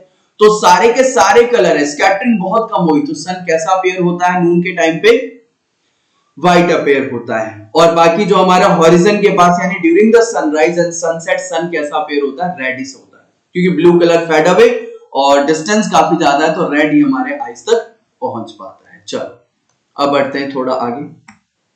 यही है reddening of the sun at sunrise and sunset. तो अभी मैंने समझा ही दिया कि अब सन नियर द हॉरिजन है तो ये वाला जो डिस्टेंस होगा, ये डिस्टेंस क्या है? ज्यादा है। ये वाला डिस्टेंस क्या है भाई? ज्यादा ट्रेवल करना पड़ रहा है एटमॉस्फेयर से जब वो एंटर किया, और डिस्टेंस ज्यादा ट्रेवल करना है तो ब्लू कलर क्या हो जाएगा? स्कैटर्ड अवे, और सन विल अपीयर रेडिश। चलो ये भी हो गया हमारा।